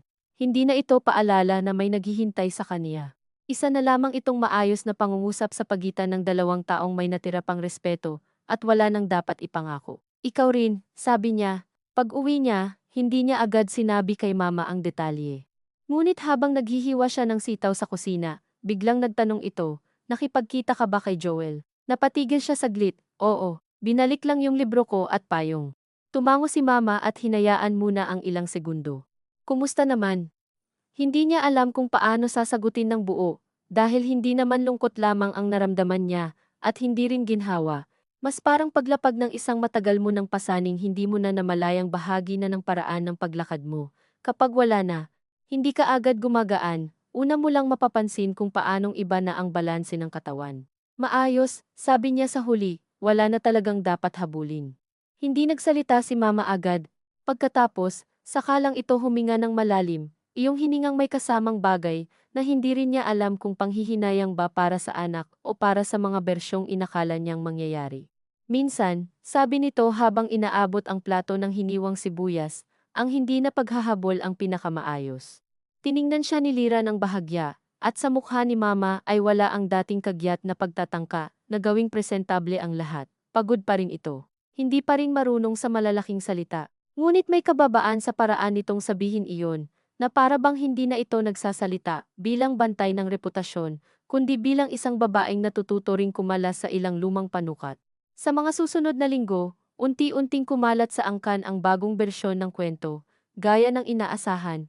May mga narinig siyang bulong-bulungan na lumipat na raw si Joel ng trabaho, na wala na raw talaga sila, na si Nico naman daw ay mukhang mabait at tahimik, na sayang daw kung masyadong magpapakamatanda si Lira sa kakaisip. Ang pagkakaiba lamang, hindi na pumapasok ang mga salitang ito sa kaniya ng pareho ng tindi, hindi dahil tumigil ang mga tao, kundi dahil sa wakas, may ilang pinto na siyang natutunang huwag buksan kahit malakas ang katok. Isang beses, dumalaw si Tita Belen na may dalang suman at tila sinadya ang hapon na alam nitong nasa bahay si Lira. Umupo ito sa sala, tumingin sa paligid, napansin marahil na bumalik nga ang framed photo sa dating pwesto at hindi na nasa gitna ng sala. Tahimik dito sabi nito na para bang hindi rin sigurado kung papuri ba iyon o puna. Oo naman, sagot ni Mama mula sa kusina. Mas gusto namin yung tahimik. Nais sana ni Lira na huwag nang bigyan ng kahulugan ang simpleng sagot. Ngunit may kakaiba sa pagkakasabi ni Mama, walang pakunwari, walang sobrang paggalang na nagiging pahintulot. Nang magsimula si Tita Belen sa pagbanggit kay Aling Pacing, at sa sayang naman, mabait pa naman yung Nico, si Mama ang unang pumigil. Ate, pwede bang hayaan muna natin si Lira? Malumanay pa rin ang boses nito, ngunit may katatagan na hindi pa noon ganito kalinaw. Natahimik si Tita Belen sandali, at saka ngumiti sa paraang hindi na alam ni Lira kung nasaktan ba o nainis. Siyempre naman, sabi nito, concern lang ako. Dati, ang salitang concern ay sapat ng magpalubag sa loob ni Mama o kahit man lang magbukas ng usapan. Ngayon, ang sumunod lamang na sagot ng ina niya ay, alam ko, pero hindi lahat ng concern kailangang sabihin agad. Sa unang pagkakataon sa maraming taon, naramdaman ni Lira ang kakaibang pagbalik ng init sa dibdib na hindi kahihiyan. Mas malapit iyon sa pasasalamat. Ngunit may halong lungkot pa rin para sa dami ng panahong kinailangan bago makarating doon. Matapos umalis si Tita Belen, hindi nila pinag-usapan agad ang nangyari. Mag-ina lang silang nagligpit ng mga tasa at nagwalis ng ilang butil ng asukal na natapon sa mesa. Ngunit habang pinupunasan niya ang baso, sinabi ni Lira, salamat, hindi siya tinanong ni Mama kung para saan. Hindi rin ito nagkunwaring hindi alam. Hindi madali, sabi nito. Sakin din. Alam ko. At sa simpleng palitang iyon, may buong kasaysayan na hindi kailangang himayin, ang mga taon ng pag-ako ni Mama sa opinyon ng angkan. Ang mga buwan ng pagkapagod ni Lira sa pakiramdam na siya'y pinapasa-pasa bilang posibilidad. Ang dahan-dahang pag-unawa ng dalawa na ang dangal na matagal na nilang pinoprotektahan ay madalas palang anyong panlabas lamang ng takot. Dumating ang mga araw na hindi na kasing bigat ang bawat pag-uwi. Minsan, kasama si Nico at dalawang pinsan nito na paborito raw ang isang maliit na pagkainan sa bayan. Sumama si Lira nang walang paliwanag sa sinuman maliban sa pagsasabi kay Mama ng late ako konti. Hindi nagtanong si Mama kung sino ang kasama niya. Tumingin lamang ito sa orasan at nagsabing, mag-text ka. Ang gaan ng ganitong mga sandali ay hindi nagmumula sa kalayaan sa paraang mapanghimagsik, kundi sa simpleng katotohanan na hindi na niya kailangang ihanda ang buong sarili para sa interogasyon. Sa kabilang banda, hindi rin niya niloko ang sarili na handa na siya sa panibagong pag-ibig. Kapag kasama si Nico, hindi siya nagmamadaling bigyan iyon ng direksyon. May mga araw na gusto niya ang katahimikan nitong hindi kailangang punan. May mga araw ding naiilang siya sa ideya na baka muli na namang tingnan ng iba ang isang lalaking nasa tabi niya bilang susunod na solusyon. Sa ganitong pag-aalinlangan, natuto siyang huwag pilitin ang sarili sa agarang sagot. Isang gabi, matapos siyang ihatid ni Nico sa kanto, at tumanggi siyang papasukin pa ito sa loob dahil gabi na at ayaw na rin niya ng anumang tanawing madaling gawing usapan, umupo siya sa terasa ng ilang minuto bago pumasok. Mula roon, tanaw ang ilang ilaw sa kalapitbahay, ang asong nakahiga sa tabi ng gate ng kapitbahay, ang kalsadang hindi naman ganap na tahimik ngunit sapat ang himig para marinig mo ang sarili mo. Iniisip niya noon kung gaano kadalas sa buhay niya ginawang madali ng ibang tao. Ang mga tanong na para sa kaniya ay hindi madali. Sino ang gusto mo? Kailan kayo? Bakit hindi pa? Sayang naman. Dapat ganito. Dapat ganyan. Para bang ang pinakamahirap sa pagiging babae sa isang pamilyang tulad nila ay hindi lamang ang pakikisama, kundi ang pagprotekta sa karapatang magdahan-dahan sa mga bagay na gustong bilisan ng iba para komportable silang manood. Nang pumasok siya sa bahay, nadatnan niyang bukas pa ang ilaw sa sala at nanonood si Mama ng lumang pelikulang halatang hindi naman ito talaga pinapansin. Maaga ka pa, sabi nito. Akala ko may late ka. Hindi na rin naman nagtagal. Umupo siya sa kabilang dulo ng sofa. Ilang minutong parehong nakaharap sa TV, ngunit walang sumusunod sa kwento. Pagkatapos, biglang nagsalita si Mama nang hindi tumitingin.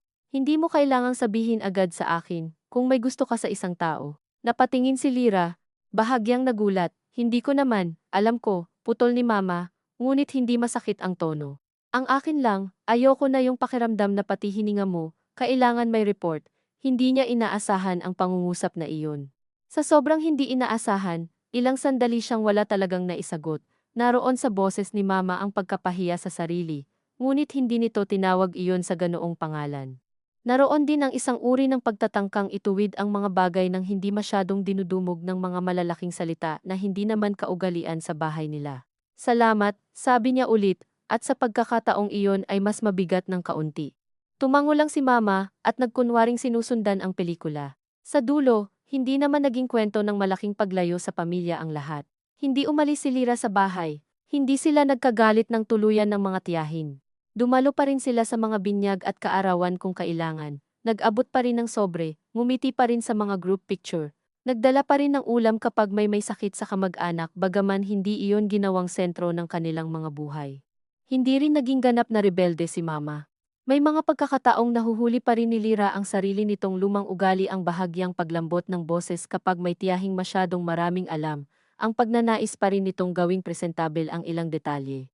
Ngunit may kaibahan na, sa bawat munting pag-atras ng lumang reflex, sa bawat pagkakataong hindi na ito unang naghahandog ng paliwanag tungkol sa anak niya, sa bawat hayaan muna natin na sinasabi nito nang hindi na nangingiming ma-offend ang iba, may bagong tabas na nabubuo hindi lamang sa pagitan nila, kundi sa loob mismo ng bahay. Minsan, hindi mo naman kailangang putulin ang lahat para may mabago. Minsan, ang tunay na hirap ay ang manatili sa loob ng parehong apelyido, parehong kalsada, parehong mga handaan, at gayon paman ay baguhin ang paraan ng pagsunod sa mga panukat na matagal nang inakalang hindi na mapipili. Isang maulan na hapon, habang parehong nasa bahay dahil maagang nagsara ang opisina ni Lyra at wala ring masyadong mailakad na gawain si Mama sa labas, sabay nilang inayos ang lumang cabinet sa sala. Inilabas nila ang mga basong hindi na ginagamit, ang plastic flowers na pinamigay sa anniversary noon ni Papa, ang mga lumang doily na niluluma na ng panahon, ngunit ayaw itapon ni Mama dahil maayos pa naman. Habang pinupunasan ni Lyra ang isang basong may manipis ng guhit, napansin niyang nakangiti ng kaunti si Mama sa isang lumang family photo na natagpuan nila hindi iyong kasal na laging naka-frame, kundi isang mas lumang litrato sa harap ng bahay ng lola. Siksikan ang lahat. May batang si Lyra na nakasimangot dahil pinilit yata sa araw. Ang ingay natin noon, sabi ni Mama. Hanggang ngayon naman, sagot ni Lyra, at natawa sila pareho. Iyong tawang walang malaking dahilan ngunit may gaan dahil hindi na kailangang bantayan ang bawat tunog. Nang maibalik nila ang mga gamit sa cabinet, hindi na ganoon karami ang laman. Mas maluwag ang espasyo, hindi dahil nawala ang mahahalaga, kundi dahil may ilang bagay nang pinayagang umalis. Habang pinagmamasdan nila ang inayos na estante, walang nagsabi na iyon ang aral ng lahat ng nangyari. Walang nagsabing ganito pala ang dapat noon pa. Ngunit sa isip ni Lyra, dumaan ang isang payak na pagkaunawa na marahil matagal na ring sinusubukang mabuo. May mga bagay talagang kailangan mong hawakan muna ng ilang taon bago matawag mong hindi na para sa iyo. At may mga bagay ding akala mo'y kailangang manatili sa gitna ng bahay para may maipakitang buo sa iba. Gayong mas bumabagay pala sila sa sulok na sinasalo ng umaga, hindi ng mata ng mga bisita. Nang gabing iyon, bago matulog, binuksan niya ang bintana ng bahagya at pinakinggan ang ulan na bumabagsak sa bubong ng kapitbahay. Sa phone niya, may maikling message si Nico tungkol sa librong binili nito at wala ng message mula kay Joel. Sa sala, naroroon ang mahina ng ilaw sa tabi ng frame photo na nasa pwesto nitong hindi mapagmataas. Sa kabilang kwarto, gumalaw si Mama at sumara ang pinto ng dahan-dahan. Wala namang ganap na katahimikan sa kanilang buhay at marahil hindi na magkakaroon. May mga kamag-anak pa ring mahilig tumingin, may mga panahon pa ring babalik ang lumang hiya ng walang paanyaya, may mga alaala pa ring sasakit sa maling oras, At may mga pasyang hindi rin naman agad magiging malinaw kahit wala nang pumipilit. Ngunit